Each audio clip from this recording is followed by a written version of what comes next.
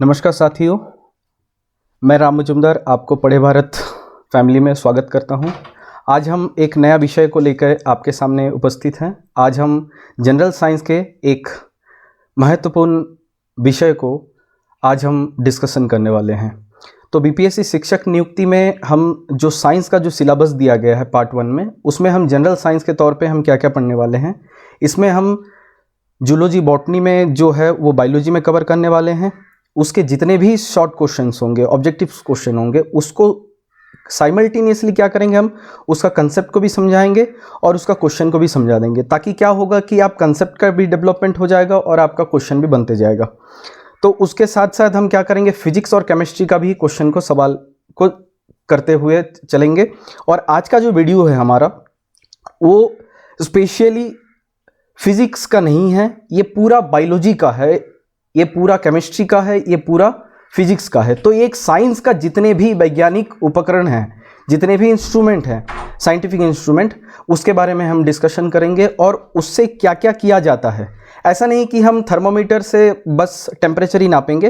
तो थर्मोमीटर के साथ साथ, जैसे थर्मोमीटर में क्या पाया जाता है, मर्क्यूरी पाया जाता है, तो मर्क्यूरी का भी क्या क्या उसमें नेचर है थर्मोमीटर में, उसको भी एक साथ हम पढ़ते हुए चलेंगे। तो आइए देर ना करते हुए हम आगे बढ़ते हैं। और इसी तरीके से पहला क्वेश्चन जो हमारा है, एक्यूमुलेटर।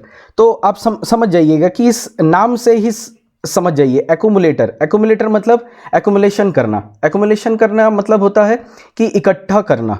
तो इसका मतलब क्या है, इसमें हम क्या करेंगे, इलेक्ट्रिसिटी का जो एनर्जी है उसको हम क्या करेंगे, इसमें इकट्ठा करेंगे और बाद में जब ज़रूरत पड़े तब हम यूज़ करेंगे। तो आप ये जो फोटो है, ये फोटो हमने इसलिए लगाया हुआ आपके लिए कि आप इसको जब देखेंगे तब इसको आप क्या करेंगे, आपके दिमाग में बैठा लेंगे और जब भी क्वेश्चन आए तो आप ऐसे ही हिट हो जाएगा कि हाँ, एक क्वेश्चन पढ़ा हुआ था, उसके साथ मैंने एक फोटो भी देख लिया हुआ था। तो आप इधर देखिए कि एक जब प्लस और जब माइनस आपको दिखे कोई भी एक इंस्ट्रूमेंट में, तो आप समझ जाइएगा कि यहाँ पे क्या हो रहा होगा, यहाँ पे चार्ज का प्रोपागेशन हो रहा होगा। चार्ज का प्रोपागेशन का मतलब होता है चार्ज एक जगह से दूसरे जगह जा रहा होगा। तो चार्ज अगर एक जगह से दूसरे जगह जाए तो उसको हम क्या बोलते हैं, करंट बोलते हैं। तो क्या होगा, इसमें क्या होगा, इलेक्ट्रिसिटी का एक जगह से दूसरे जगह पर स्थानांतरण होगा। और इसके लिए हमें क्या करना पड़ेगा, एक इंस्ट्रूमेंट रखना होगा, एक्यूमुलेटर, जिसमें हम क्या करेंगे, पहले तो उसमें हम स्टोर कर लेंगे एनर्जी को, उसके बाद जब जरूरत पड़े तब हम यूज करेंगे। तो एक बार याद कर लीजिए, एक्यूमुलेटर जो है उसका काम क्या है, इसमें हम क्या करेंगे, विद्युत ऊर्जा को क्या करेंगे, रखेंगे और जब जरूरत पड़े तब इसका यूज करेंगे। चलिए नेक्स्ट सवाल के ओर। तो उसके बाद आ जाता है एमीटर। तो एमीटर आपने अपने लोअर क्लासेस में पढ़ा ही होगा। एमीटर का मतलब क्या होता है, एमीटर आप एक सर्किट का मतलब क्या होता है, जिसमें क्या होगा, एक बैटरी होगी, उसमें तार होंगे और तार को क्या बोला जाता है फिजिक्स में, इसको बोला जाता है कंडक्टर। तो कंडक्टर का काम क्या होता है, कंडक्टर देखिए, आप अगर जब बस में बैठते हैं तब एक जगह से दूसरे जगह ले जाने के लिए कंडक्टर आपसे पैसा लेता है, और कंडक्टर पैसा लेता है तभी आप क्या करते हैं, एक जगह से दूसरे जगह जाते हैं। तो कंडक्टर का काम क्या हुआ कि कोई भी चीज को एक जगह से दूसरे जगह को पहुंचाने का काम कंडक्टर करता है। तो कंडक्टर यहाँ पे जो वायर है, इस वायर के माध्यम से क्या होगा कि जो इलेक्ट्रिक चार्जेस है, जो इलेक्ट्रॉन होंगे, उसके जितने भी चार्ज होंगे वो क्या होंगे, एक तरफ से दूसरे तरफ जाकर एक इलेक्ट्रिक सर्किट को पूरा करेंगे। और इस सर्किट में कितना एम्पियर का करंट दौड़ रहा है उस सर्किट में, उसको नापने के लिए हम क्या करेंगे, हम एमीटर का यूज करेंगे। तो जब भी आपको क्वेश्चन पूछे कि एमीटर का क्या काम होता है एक सर्किट में, तो क्या होगा कि वो विद्युत का प्रवाह को नापता है और वो बताता है कि इसमें कितना एम्पियर का करंट दौड़ रहा है। तो इसको और बेहतरीन तरीके से समझने का कोशिश कीजिए कि अगर मैं मान के चलिए मेरे पास 2 मीटर का तार है, ठीक, तो 2 मीटर का तार में अगर 1 मीटर में कुछ करंट दौड़ रहा है तो वही करंट क्या होगा मेरा, नेक्स्ट 1 मीटर में दौड़ेगा। तो कुल मिला के क्या होगा, 2 मीटर में मेरा कितना करंट दौड़ रहा है वो हो जाएगा एम्पियर। तो इसका मतलब क्या होगा कि करंट कितना करंट कितने मीटर में दौड़ रहा है। तो मान के चलिए इतना करंट, एक्स करंट 2 मीटर में दौड़ रहा है। तो ये जो चीज हो गया, इसको कौन नापेगा, इसको नापेगा एम्पियर। तो अच्छे तरीके से समझ लीजिए कि एम्पियर जो है वो करंट का क्या है, यूनिट है, और उस करंट को नापने का तरीका क्या है कि आप कोई भी कंडक्टर में क्या करेंगे, एक एमीटर को प्लेस कर देंगे और एमीटर दिखा देगा। तो ये जो देखिए ये होता है एमीटर, और एमीटर बताएगा ये कितना। तो ठीक है, ये देख लीजिए, ये जो है, ये जो डायग्राम दिख रहा है आपको, इस डायग्राम का क्या महत्व है इसमें एक कांटा है। ये कांटा आपको दिखाते रहेगा कि ये 5, 10, ये 15, ये 20, ये 30, 25। तो जब कांटा 5 से 10 में जाए तो आपको समझ आ जाएगा कि ये जो जगह है, इस जगह में 10 एम्पियर का करंट दौड़ रहा है। तो इसी तरीके से एमीटर का काम क्या हुआ कि विद्युत प्रवाह को ये नापती है कि कितना विद्युत उस सर्किट से प्रवाह हो रही है। तो चलिए आगे बढ़ते हुए, जो हमारा थर्ड जो इंस्ट्रूमेंट है वो क्या है, एरोमीटर। तो एरोमीटर इस नाम से ही पता चल रहा है कि एरो का मतलब होता है एयर। तो क्या है कि वायु में बहुत सारे गैस होते हैं, उस गैस में क्या होता है, देखिए पृथ्वी में कुछ भी है तो उसका एक भार अलग से उसमें है। तो गैस है तो गैस का भी भार होगा।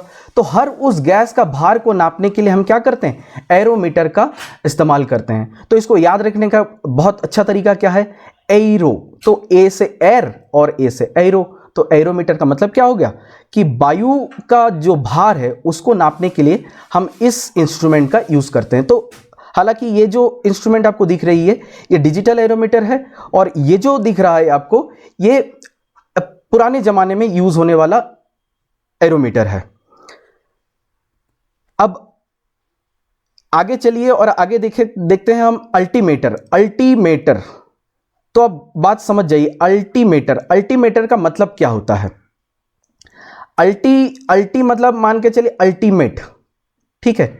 अल्टीमेट मतलब कोई मान के चलिए बहुत अच्छा मार्क्स ला लिया है क्लास में, तो बोलेगा कि मैं अल्टीमेट्स मार्क लाया हूं। तो मान के चलिए वो 25 लाया था, वो अब 35, वो अब 50 ला लिया है क्लास में 60 से, तो अल्टीमेट मार्क्स ला लिया। तो अल्टीमेट मतलब ऊंचाइयों को जाना। तो अगर ऊंचाई को मापना है तो उससे क्या होगा, अल्टीमीटर। और भी एक तरीका है कि अल्टीमीटर को याद कैसे रखा जाए, एल्टीट्यूड। आप जानते हैं एल्टीट्यूड लैटीट्यूड किस में आता है, ये ऊंचाई में आता है। तो इससे एल्टीट्यूड से क्या होगा, ऊंचाई के साथ इसका कंपैरिजन करके आप इस तरीके से इसको याद रख सकते हैं। उसके बाद एनीमोमीटर, ये बहुत इंपॉर्टेंट क्वेश्चन है, ये हर एग्जाम में पूछे जाने वाले क्वेश्चन है। एनीमोमीटर, देखिए एनीमोमीटर का मतलब क्या है। एनीमोमीटर मतलब वायु जो हमारे पर्यावरण में है उस वायु का वेग को नापने के लिए एक इंस्ट्रूमेंट है, उसको हम यूज करते हैं। और इसको 1450 में लियोन नाम करके एक साइंटिस्ट इसको इन्वेंट किए थे। आप इसको याद रख लीजिएगा। इसी क्वेश्चन से हमारा 2 क्वेश्चन सॉल्व हो जा रहे हैं कि एनीमोमीटर से क्या काम है, वायु का वेग को नापने का काम करता है। और 1450 में इसका इन्वेंट होता है, और इसको इन्वेंट करने वाले कौन होते हैं, लियोन। तो आप इसको एक बार याद कर लीजिएगा, बहुत इंपॉर्टेंट क्वेश्चन है। उसके बाद ऑडियोमीटर, आपके मोबाइल में फोन में होगा कि ऑडियो और वीडियो का ऑप्शन होगा। तो इससे आपको पता चल जा रहा होगा कि ऑडियो का मतलब क्या हो गया कि साउंड मतलब इसका मतलब क्या है, सुनने का जो कितना इंटेंसिटी में वो सुन पा रहा है। मतलब मान के चलिए कि मैं 5 से 6 का यूनिट में मैं सुन सकता हूं, कोई ऐसा हो सकता है कि वो 20 से 40 यूनिट में सुन सकता है। तो अलग अलग तरीका होते हैं, अलग अलग पैरामीटर्स होते हैं कि जब 60 बरस हो जाए तो उसका स्केल भी चेंज हो जाएगा। तो उस चीज को नापने के लिए, इंटेंसिटी को, साउंड का इंटेंसिटी को नापने के लिए हम क्या करेंगे, ऑडियोमीटर। तो इससे आप बहुत इजी है कि ऑडियो से ऑडियो याद रख लेंगे, और मतलब सुनने का क्षमता। उसके बाद एक आता है कि बैलिस्टिक गैल्वेनोमीटर। तो आपने जनरली तो गैल्वेनोमीटर पढ़ लिया है। अब विद्युत प्रवाह में गैल्वेनोमीटर किस लिए यूज होता है कि एक सर्किट में करंट है या नहीं है उसको नापने के लिए हम क्या करते हैं, गैल्वेनोमीटर का यूज करते हैं। तो इसका काम, बैलिस्टिक जो गैल्वेनोमीटर है एक प्रकार का दर्पण धारामापी है। तो दर्पण धारामापी इसलिए बोला गया है कि इसमें देखिए ये जो जगह है ये आपका ग्लास से बना होता है, और इसमें क्या होता है, एक नॉर्थ पोल होता है, एक साउथ पोल होता है जो कि मैग्नेट का होता है, और ये मैग्नेटिक फील्ड क्रिएट करता है, और इसमें जितना भी इलेक्ट्रिक फील्ड बनते रहेंगे वो क्या करेगा कि बैलिस्टिक गैल्वेनोमीटर क्या करेगा, उसको नापते हुए जाएगा। तो इसका काम है किसी भी कुंडली प्रवाहित चुंबकीय फ्लक्स, जो चुंबकीय फ्लक्स का मतलब क्या होता है कि एक चुंबकीय मैग्नेटिक फील्ड का कितना पावर है उसको हम क्या बोलेंगे, चुंबकीय फ्लक्स। तो चुंबकीय फ्लक्स का मात्रा को ये नापने का काम करेगी, जिसका नाम है बैलिस्टिक गैल्वेनोमीटर। तो आप आशा करता हूं आप समझ रहे होंगे हर चीज़ को, और हम हर चीज़ को इतने बेहतर तरीके से इसलिए समझ रहे हैं कि एक एक क्वेश्चन से आपको दो दो तीन तीन क्वेश्चन जब भी बन जाए घुमा फिरा के, तब आप बेहतरीन तरीके से क्वेश्चन को समझ जाएं और उसको कर लें। उसके बाद क्या है, बायरोग्राफ। तो बायरोग्राफ, बायरो से बायरोमीटर आता है, जो कि मैंने नीचे ही लिख दिया हुआ है, आपको याद अच्छे से हो करके मैंने इसी तरीके से पीपीटी बनाया है कि आपको समझ आ जाए कि बैरोमीटर और बायरोग्राफ। तो बायरोग्राफ मतलब ग्राफ में क्या करते हैं हम, ग्राफ में क्या करते हैं कि क्या फ्लक्चुएशन हो रहे हैं वायुमंडल में, तो उसको हम क्या करेंगे, बायरोग्राफ में हम क्या करेंगे, उसको अच्छे तरीके से प्रेजेंटेशन करेंगे। तो वायुमंडल में दाब कितने हो रहे हैं, किस तरीके से हो रहा है, उसको नापने के लिए हम क्या करेंगे, बायरोग्राफ का एनालिसिस करेंगे। उसके बाद बैरोमीटर क्या है, बैरोमीटर से क्या किया जाएगा कि वायु का दाब को नापा जाएगा। तो वायु का दाब को नापेंगे आप बैरोमीटर से, और वायु का दाब को आप क्या करेंगे, डाटा बनाएंगे। डाटा को क्या करेंगे, आप एक ग्राफ में रिप्रेजेंट कर देंगे, एक्स एक्सिस वाई एक्सिस में, और इस एक्सिस को देखकर एनालिसिस करेंगे कि वायुमंडल में किस तरीके से फ्लक्चुएशन हो रहे हैं और क्या क्या हो रहे हैं। तो इसी तरीके से बैरोमीटर से हम क्या करेंगे, वायु का दाब मापेंगे, और बायोग्राफ से हम क्या करेंगे कि उसमें होने वाले जितने भी डेटाज पाए जाएंगे उसको हम एक ग्राफ में रिप्रेजेंटेशन करेंगे। उसके बाद आता है कैलोरीमीटर। कैलोरी का मतलब होता है एनर्जी। एनर्जी होता है एक ऊर्जा, और ऊर्जा क्या है, ऊर्जा क्या किसके साथ हम तुलना कर सकते हैं, टेम्परेचर के साथ।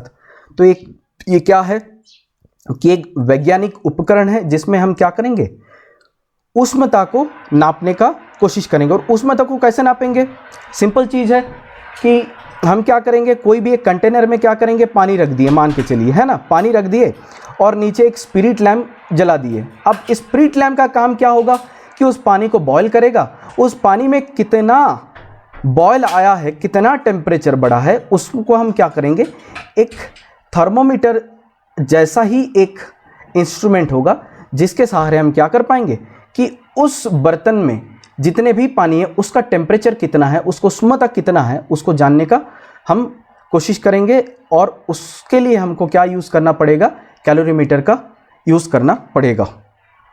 उसके बाद कार्डियोग्राम।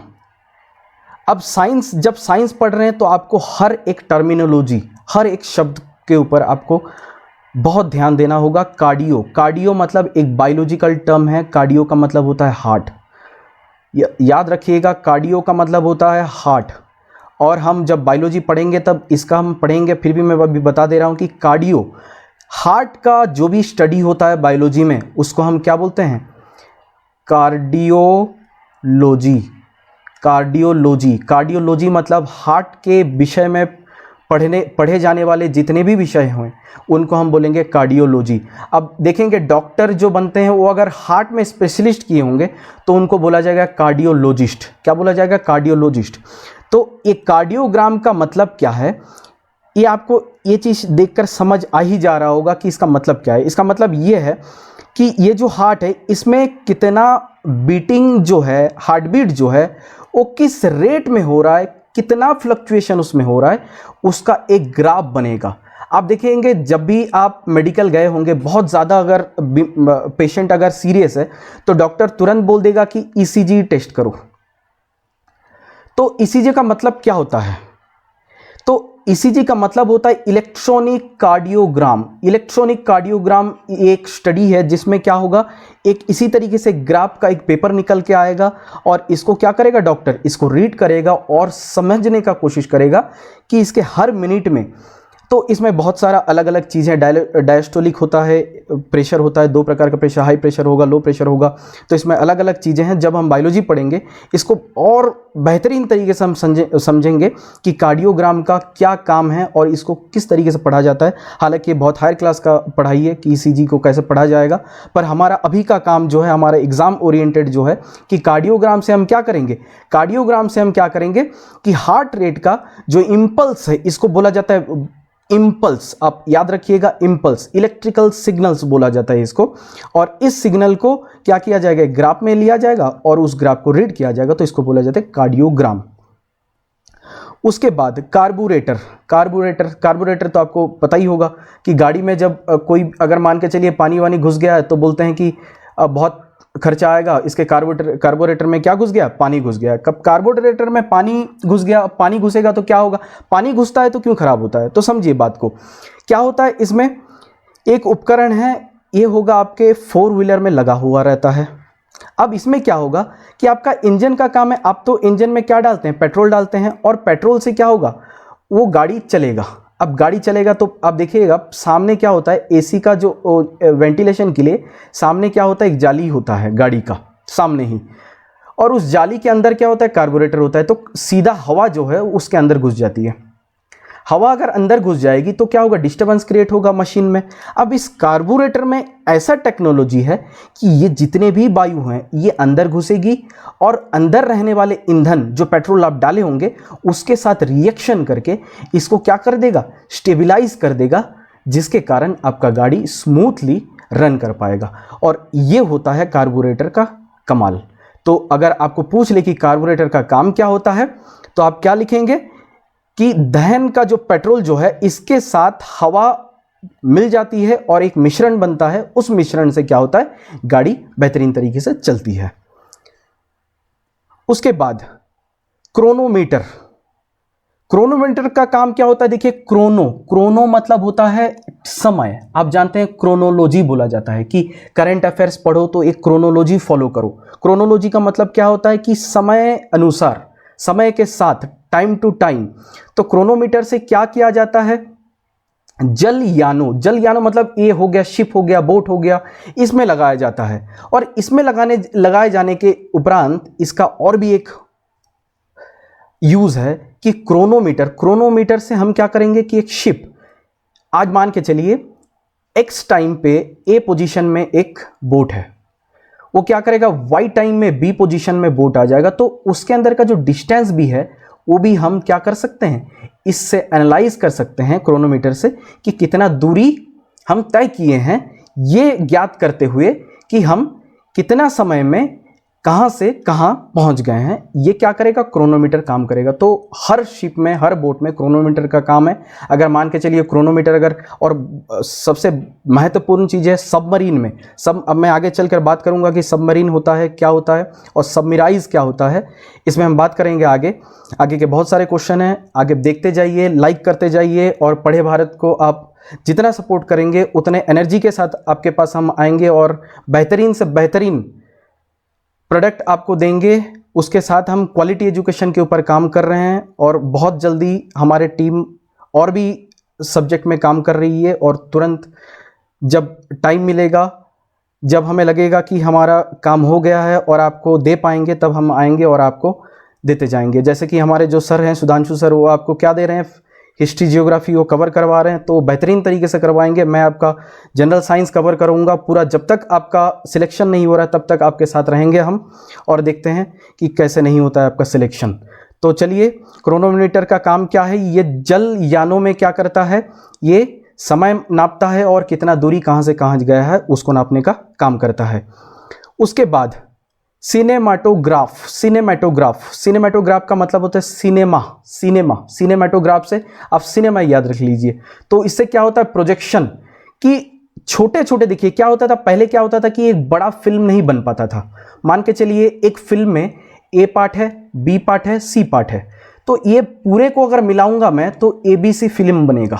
समझ लीजिए बात को, ए पार्ट है, बी पार्ट है, सी पार्ट है, ABC का एक फिल्म बनेगा। तो इसका मतलब क्या है, इस अलग अलग पार्ट को एक क्रम के अनुसार हम क्या करेंगे, प्रोजेक्ट करेंगे एक प्रोजेक्टर के ऊपर। तो हम इसमें क्या होगा, एक पर्दा लगा हुआ है सामने और एक प्रोजेक्शन के द्वारा हम क्या कर रहे हैं, जितने भी सिनेमाटोग्राफ है आपके पास, फोटो है, वीडियो है, उसको आप क्या कर रहे हैं, प्रोजेक्ट कर रहे हैं इसके ऊपर। तो ए जब खत्म हो जाएगा तो ऑटोमेटिकली बी आ जाएगा, बी के बाद सी आ जाएगा। तो इससे क्या होगा कि आपको आप जब देखेंगे इसको, हालांकि ये पार्ट है, पर आप जब देखेंगे इसको तब आपको एक ABC फिल्म नज़र आएगी।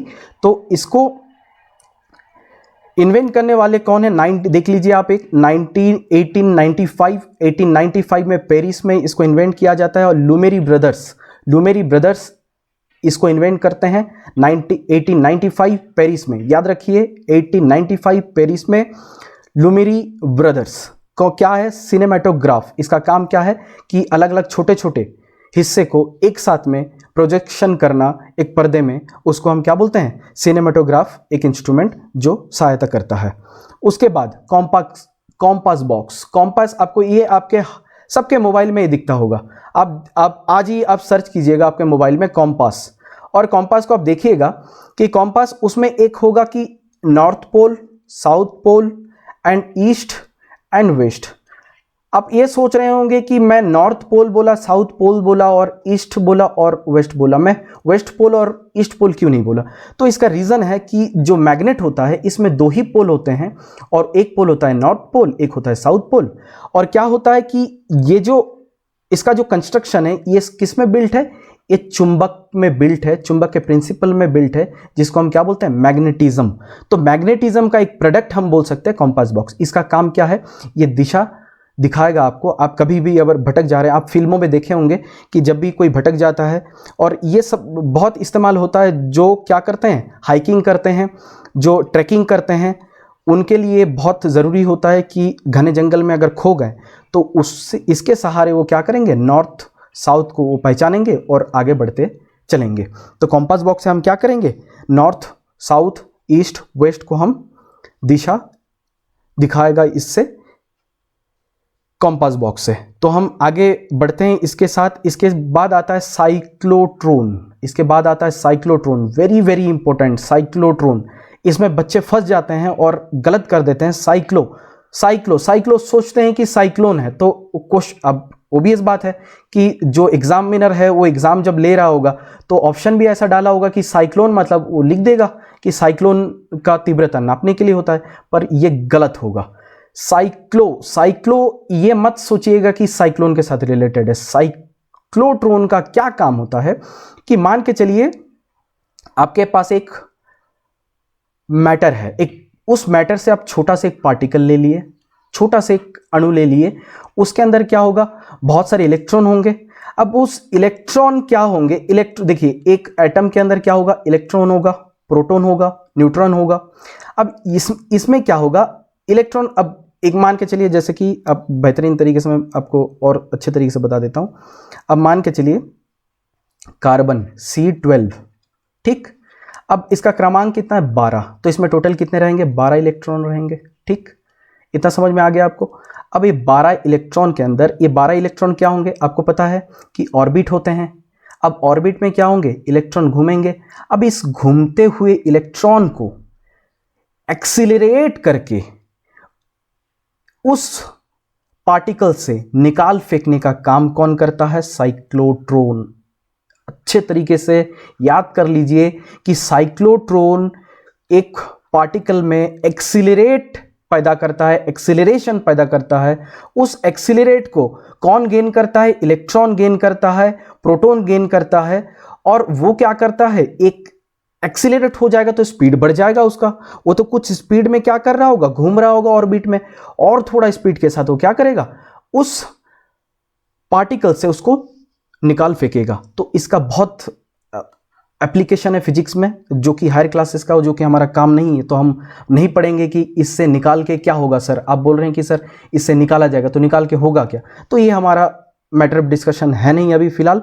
तो साइक्लोट्रॉन को आपको याद रखना है कि जो भी एक नाभिक के अंदर क्या होता है, प्रोटॉन और इलेक्ट्रॉन जो होते हैं बाहर ऑर्बिट में, उसको निकालने का काम करता है कौन, साइक्लोट्रॉन विथ एक्सीलरेशन। उसके बाद आता है डिक्टोफोन। डिक्टोफोन, फोन जब भी आए तो आप याद रख लीजिएगा कि ये एक जगह से दूसरे जगह क्या हो रहा है, ट्रांसफर हो रहा है ना। तो ये क्या होता है, सुनने के लिए काम आता है। और कुछ भी अगर बोला जा रहा है, ठीक, अगर मान के चले डिक्टेशन, आपको पता होगा डिक्टेट करना, अगर टीचर बोल रहा है तो उसको डिक्टेट कर रहे हैं, तो डिक्टेट करना मतलब हम सुन के उस चीज को हम उसमें लिख रहे हैं। तो क्या इसका डिक्टोफोन का काम क्या था पुराने जमाने में, कि अगर एक जगह से बोल दे रहे हैं, राजा बोल रहे हैं कि ये काम करो, और हालांकि राजा लोग ये यूज़ तो करते नहीं थे, ये इसको यूज़ करते थे अंग्रेज लोग। वो क्या करते थे, बोलते थे कि इस जगह से इस जगह आपको सामान ढोना है, तो डिक्टोफोन के सहारे क्या करते थे कि एक जगह के जो भी होंगे लोग, उस लोग क्या करते हैं, दूसरे लोगों को बोलते हैं कि भाई तुम एक जगह से दूसरे जगह ले जाओ। तो तब तो मोबाइल नहीं थे, तब किसका यूज़ किया जाता था, डिक्टोफोन का। तो इसका एक बोल सकते हैं कि वार्ता का आदान प्रदान करने का काम करता है, विथ ये एक रिकॉर्डिंग भी करता है, जिसको आप क्या करेंगे, आप इसमें बोलेंगे। तो ये अब देख लीजिए, ये डिजिटल डिक्टोफोन है और ये जो है फिजिकल डिक्टोफोन है, जो कि ट्रेडिशनल डिक्टोफोन है। उसके बाद डायनोमोमीटर, डायनोमोमीटर,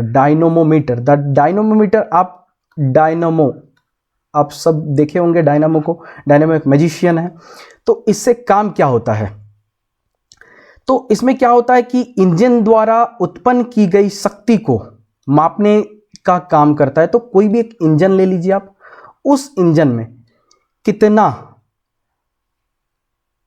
ऊर्जा उत्पन्न हो रही है, उसको क्या किया जाता है, नापने के लिए क्या किया जाएगा, डायनामोमीटर का इस्तेमाल किया जाएगा। तो यहाँ पे मैंने दिखाया हुआ है, ये कंस्ट्रक्शन है, हालांकि ये आपका ज़रूरत का है नहीं, फिर भी मैंने दिखाने का कोशिश किया है कि आप समझ जाओ। अब देख के आपके दिमाग में एक टेलीफोटो सेट हो जाए कि हाँ ये हमने देखा हुआ है। और ये क्या होता है, ये हैंड, इसको बोला जाता है हैंडी डायनामोमीटर, देख लीजिए आप। उसके बाद क्या होता है,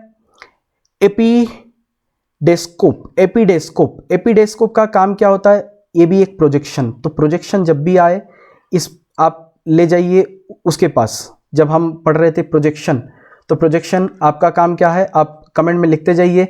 ये हमारा कितना नंबर स्लाइड है, आप देखते जाइए। इससे पहले जो हमने पढ़ा था प्रोजेक्शन में, उस प्रोजेक्शन को क्या बोला जाता है, और इस प्रोजेक्शन को तो एपीडोस्कोप बोला जाता है, एपीडोस्कोप इस प्रोजेक्शन में। तो इस प्रोजेक्शन में क्या होता है कि डायरेक्टली हम कोई भी पार्ट को क्या करते हैं, उसमें क्या करते थे, हम पार्ट को क्या करते थे, एक बड़े पर्दे में दिखाने का कोशिश करते थे। पर इसमें क्या होगा, हम एक ही इंस्ट्रूमेंट का सहारा लेंगे और एक बड़ा सा चीज को हम इसमें शो करेंगे। तो अब देखिए, यहाँ पे एक इंसान है जो क्या कर रहा है, एपीडोस्कोप का यूज कर रहा है, और एपीडोस्कोप का यूज करके यहाँ पे क्या दिखा रहा है, उसका हैंड को दिखा रहा है। तो ये तरीका है कि प्रोजेक्शन, हालांकि ये इतना इंपॉर्टेंट है नहीं, पर अगर बाई चांस अगर घुमा फिरा के क्वेश्चन पूछ देता है आपको, तो आप कर लीजिएगा।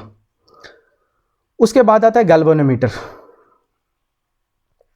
इससे पहले हम पढ़ लिए गैल्वेनोमीटर, वो बैलिस्टिक गैल्वेनोमीटर था और ये नॉर्मल गैल्वेनोमीटर है। तो गैल्वेनोमीटर का काम क्या है, आपको मैं पहले ही बता दिया हूँ कि इसमें क्या होता है कि विद्युत का परिपथ में कितना विद्युत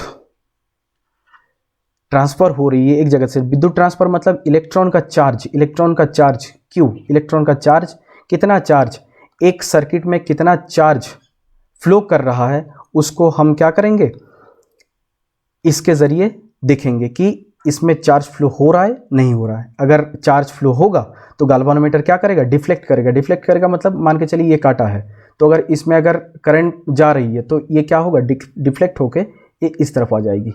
तो ये डिफ्लेक्ट होके ए से बी में आ गया। तो आपको समझ आ जाना चाहिए कि गैल्वेनोमीटर शो कर दिया है कि इस सर्किट में क्या है, करंट है।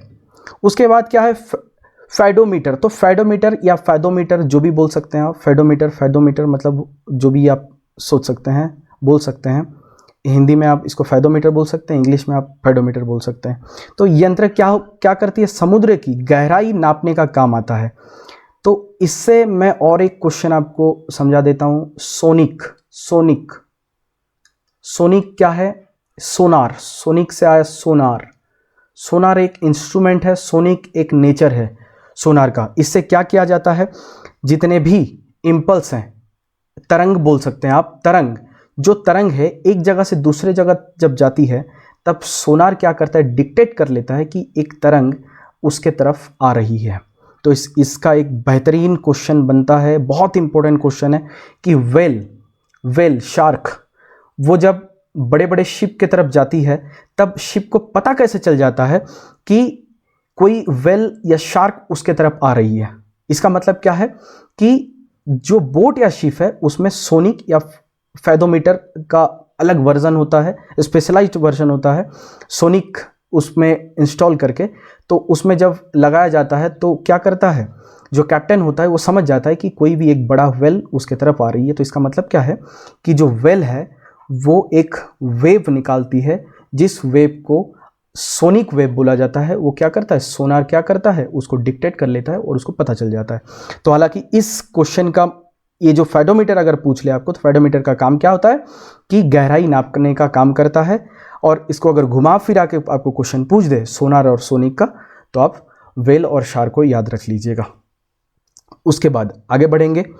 उसके बाद क्या है, गाइगर मूलर काउंटर।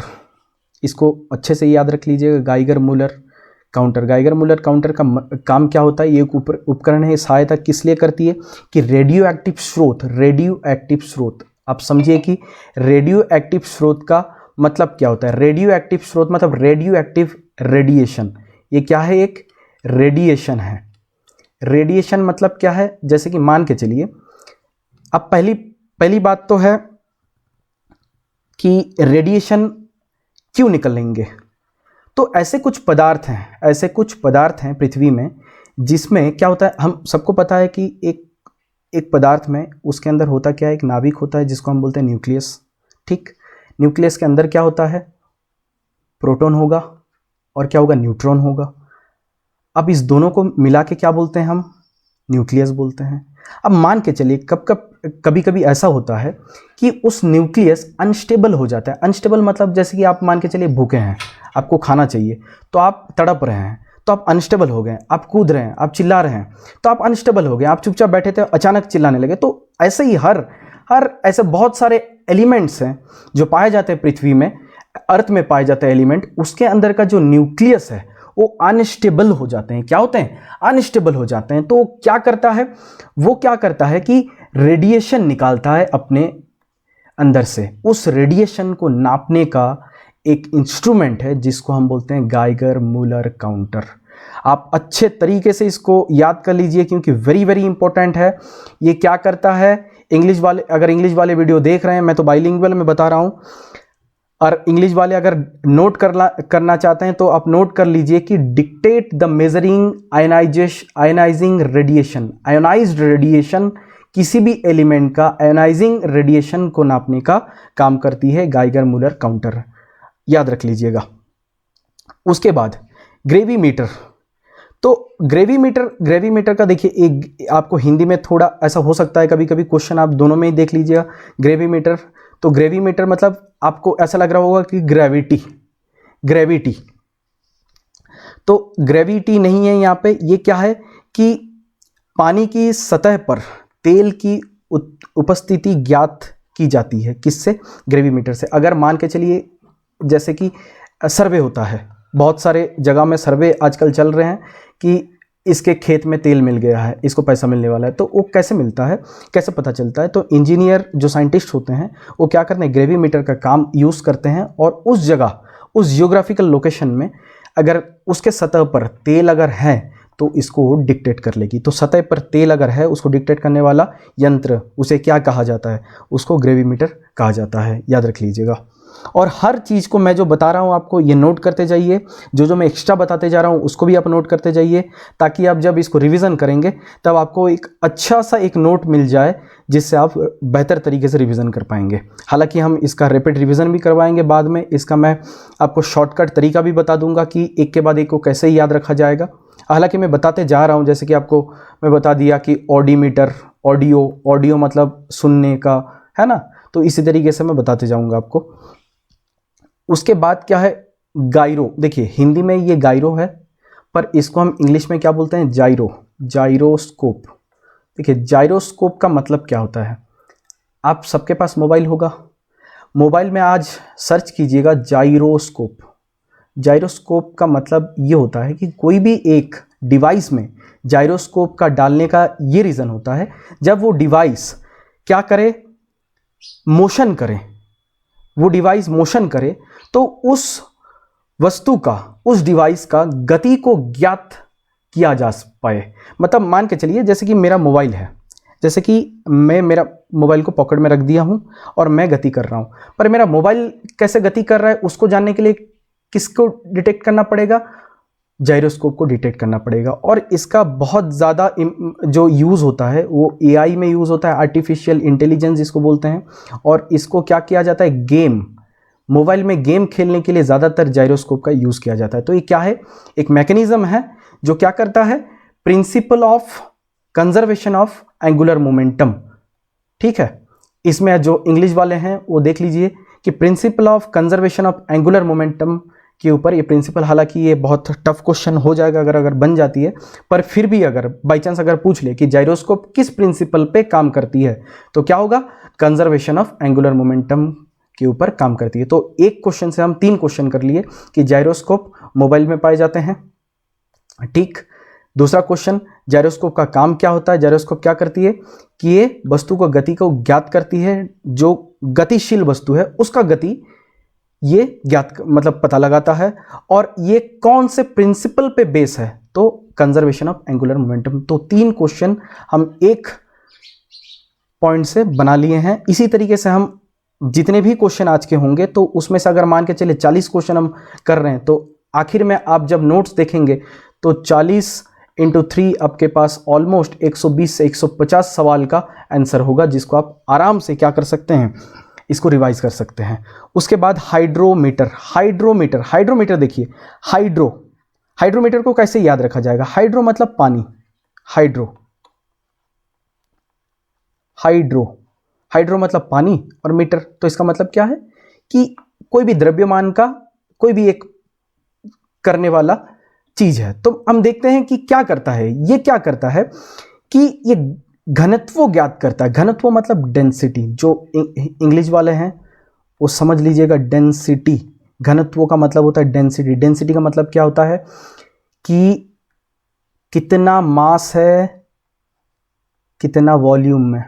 तो अगर मैं बोलूं कि 1 लीटर वॉल्यूम में, 1 लीटर वॉल्यूम का डब्बा में, एक अच्छे से समझिए, 1 लीटर वॉल्यूम के एक बोतल में मैंने आधा लीटर का H2O रखा हुआ है। तो इसका मतलब क्या है कि मैं बोलूँगा मास कितना है मेरा H2O का, 500 ग्राम, कितना है 500 ग्राम, और मेरा वॉल्यूम कितना है 1 लीटर।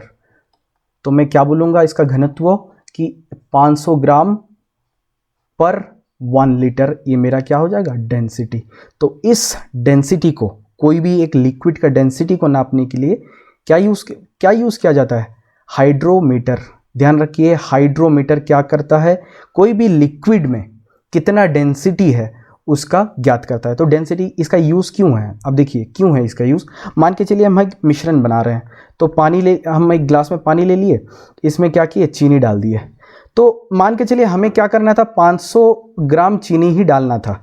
तो 500 ग्राम चीनी ना डाल के हमने क्या किया, 400 ग्राम चीनी डाल दिया। तो हम कैसे पता लगाएंगे कि 500 ग्राम नहीं हुआ है कि 400 ग्राम हुआ है। तो हम क्या करेंगे, हाइड्रोमीटर का यूज़ करेंगे और पता लगाएंगे कि इसका डेंसिटी कितना है। अब डेंसिटी जब, घनत्व जब पता चल जाएगा कि 400 है, तो हम क्या कर सकते हैं, और 100 ग्राम शुगर इसमें ऐड कर सकते हैं और इससे पता लग सकता है कि अप्रोप्रिएट हम इसमें मास डाल दिए हैं। तो हाइड्रोमीटर से क्या किया जाएगा, कोई भी लिक्विड का घनत्व निकाला जाएगा। फिर से बता दे रहा हूं, जो जाइरोस्कोप था वो प्रिंसिपल ऑफ एंगुलर मोमेंटम में काम करता है। जाइरोस्कोप मोबाइल में पाए जाते हैं। जाइरोस्कोप का काम क्या होता है, घूमती हुई वस्तुओं का गति का ज्ञात करना। हाइड्रोमीटर का काम क्या है कि वो क्या करेगा, कोई भी द्रव्य का घनत्व को ज्ञात करवाएगा। तो इसी तरीके से हम बहुत सारा क्वेश्चन कर लिए हैं, और भी बहुत सारा क्वेश्चन है। तो बढ़ते हैं आगे, देखते हैं अगला क्वेश्चन क्या है। उसके बाद क्या है, हाइड्रोफोन। देखिए जब भी आपको हाइड्रो आए, हाइड्रो का मतलब क्या होता है, पानी। हाइड्रो का मतलब होता है पानी, पानी मतलब वाटर।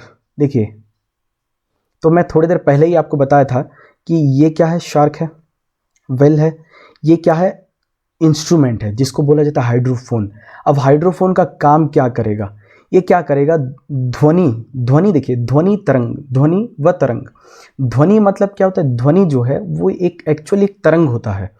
ध्वनि एक तरंग है, जो तरंग क्या करती है, एक जगह से दूसरे जगह क्या करती है, जाती है, धीरे धीरे हमारे कान तक आती है और हमको सुनाई में आता है कि एक्चुअल में उस साउंड का क्या रीजन है ना। जैसे मान के चलिए हम पत्थर को पत्थर से अगर पीटेंगे तो अलग साउंड निकलेगी, पत्थर को अगर लोहे के साथ पीटेंगे तो अलग आवाज निकलेगी। तो ये क्या करता है, ये तरंग का जो, इसको बोला जाता है तरंग का फ्रीक्वेंसी बोला जाता है, फ्रीक्वेंसी। जैसे आप देखे होंगे तरंग ऐसे इस तरीके से दिखाया जाता है, तो कितना फ्रीक्वेंसी है उसमें, तो इस फ्रीक्वेंसी को क्या करता है, डिक्टेट करता है कौन, हाइड्रोफोन। हाइड्रोफोन का काम क्या करता है कि जो भी तरंग आते हैं पानी के अंदर, और ये फिर से दोबारा से मैं बता रहा हूँ, ये कौन यूज़ करते हैं, ये नाविक लोग यूज़ करते हैं। इंडियन नेवी में बहुत ज़्यादा इसका यूज़ होता है, सबमरीन में यूज़ होता है इसका। क्या है इसका नाम, हाइड्रोफोन। इससे क्या काम है, पानी के अंदर आने वाले तरंग को नापने का काम करता है। उसके बाद हाइग्रोमीटर, देखिए हाइड्रोमीटर, हाइग्रोमीटर, इसमें कंफ्यूजन होते हैं।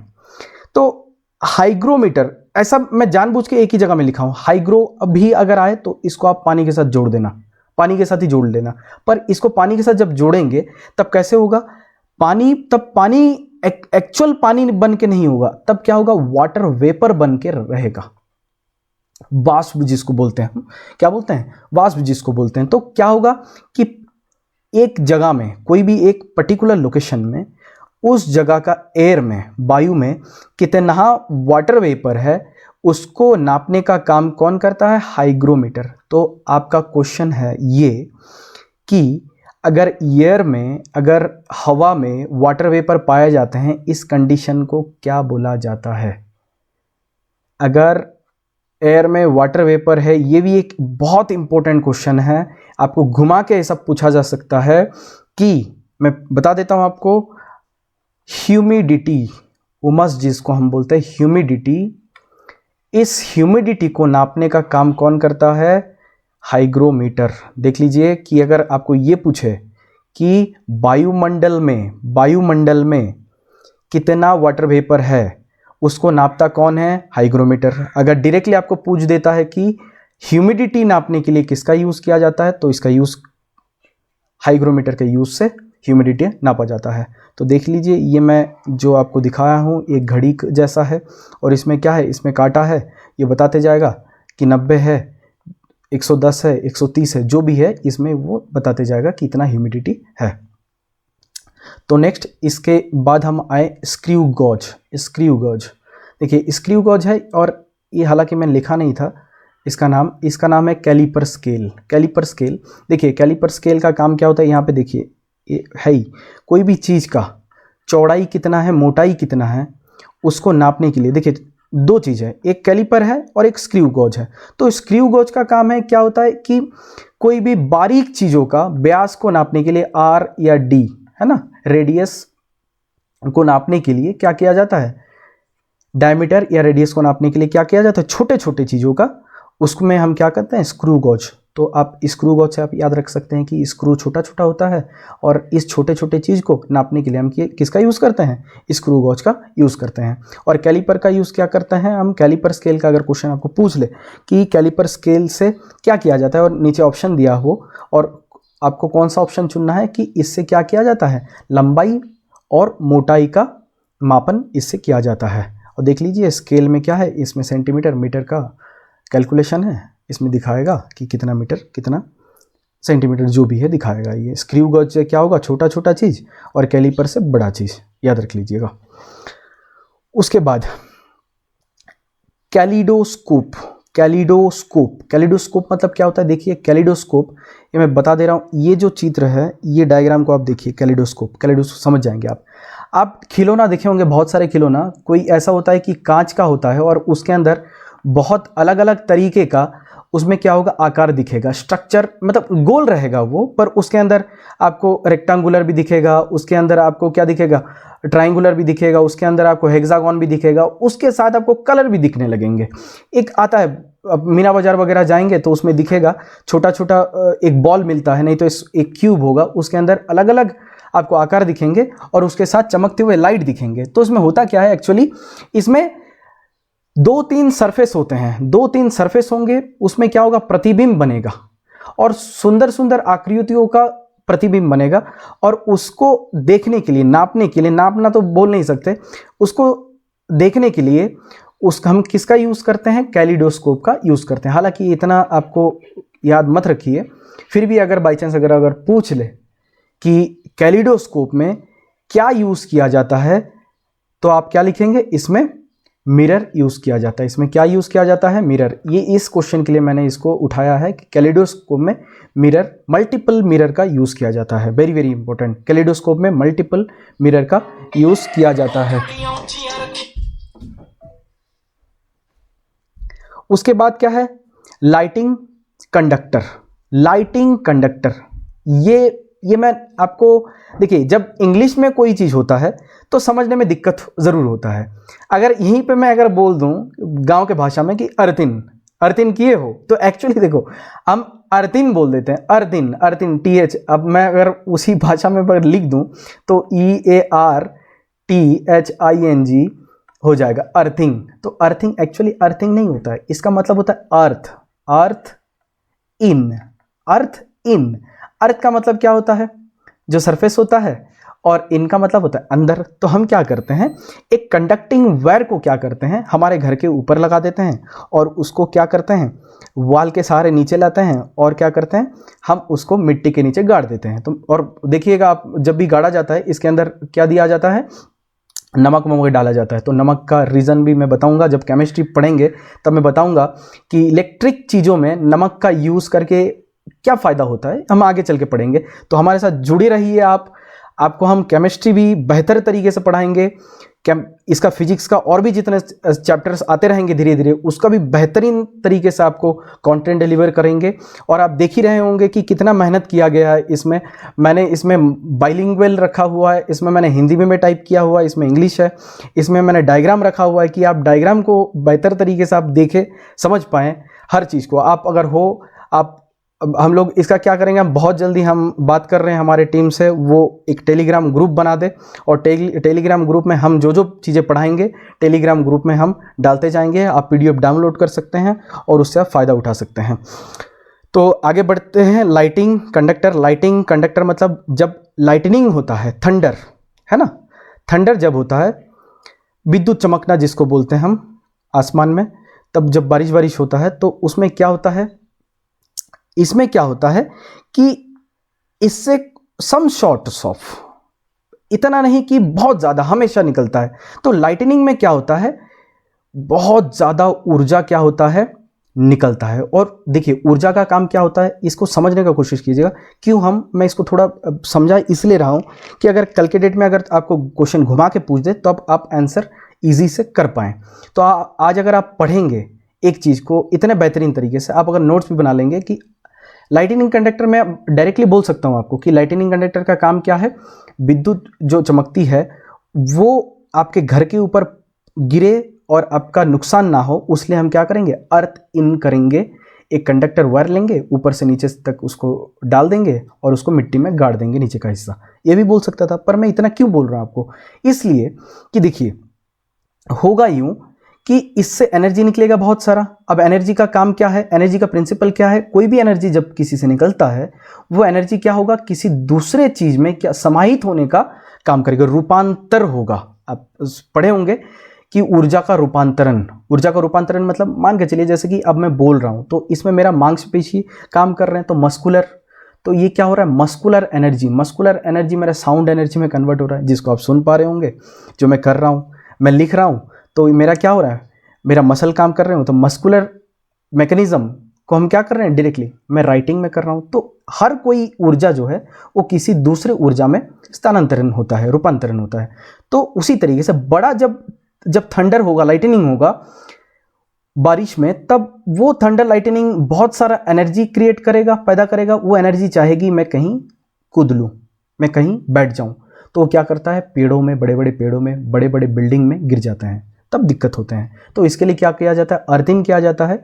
अर्थिंग का काम क्या है, एनर्जी क्या करेगा, वो जो वायर होगा, वायर का जो ऊपर का हिस्सा होगा वो क्या करेगा, ट्रैप कर लेगा, ट्रैप कर लेगा, उसको धीरे से क्या करेगा, मिट्टी के अंदर डाल देगा और मिट्टी के अंदर क्या होगा, समाहित हो जाएगा। तो इसलिए हम क्या करते हैं, घर में लाइटनिंग कंडक्टर का यूज करते हैं जिसका नाम है अर्थ इन। अर्थ इन, उसका नाम अर्थिन नहीं है, अर्थ इन है। अर्थ इन का मतलब अर्थ में हम इन कर रहे हैं कोई भी एक चीज को। तो आशा करता हूँ आप समझ गए होंगे। मैं इसलिए समझा रहा हूँ हर चीज़ को कि आप बेहतर से बेहतर तरीके से समझ पाएँ हर चीज़ को, और जब आप जॉब लें तब आप बोल पाएँ कि पढ़े भारत हमारे साथ था और हमें बहुत हेल्प मिली है पढ़े भारत से। तो चलिए इसके साथ हम आगे बढ़ते हैं।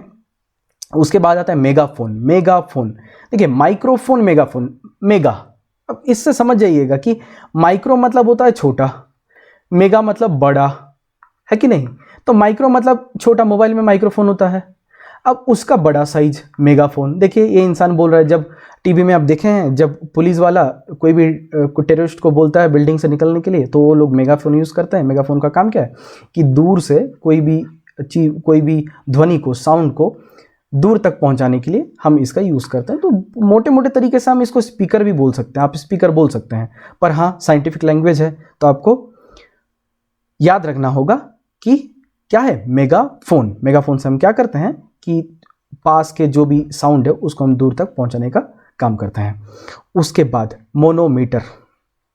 मोनोमीटर, मोनोमीटर क्या है, गैस का दाब को ज्ञात करने में हेल्प करता है। Very very important, very very important, ये बहुत पूछे गए क्वेश्चन में से एक है।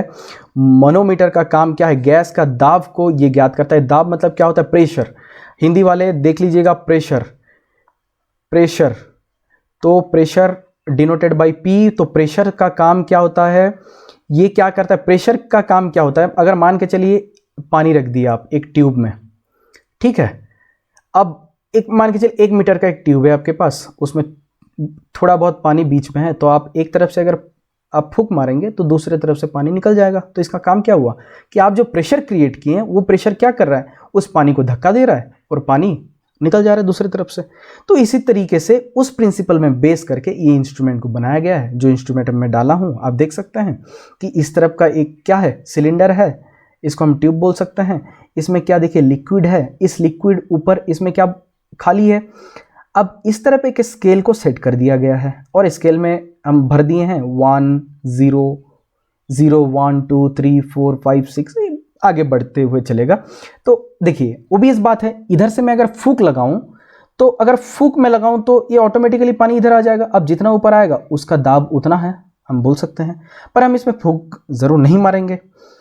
इसमें क्या होगा, एटमॉस्फेरिक प्रेशर मतलब वायुमंडल का जो दाब होगा, उस दाब कितना दाब है उस जगह में, और वो जो दाब होगा उसी तरीके से पानी मूवमेंट करेगा। तो मान के चलिए 4 यूनिट का दाब है तो 4 यूनिट में आकर रुक जाएगा स्केल में। तो इसी तरीके से मोनोमीटर का इस प्रिंसिपल में बना हुआ है। आप देख सकते हैं इसको किस तरीके से काम किया जाता है। एक तरफ है एटमॉस्फेरिक प्रेशर और एक तरफ है pressure to be measured. Measured मतलब उसको देखकर हम उसको डाटा को कलेक्ट कर लेंगे। उसके बाद माइक्रोमीटर, ठीक है, माइक्रोमीटर।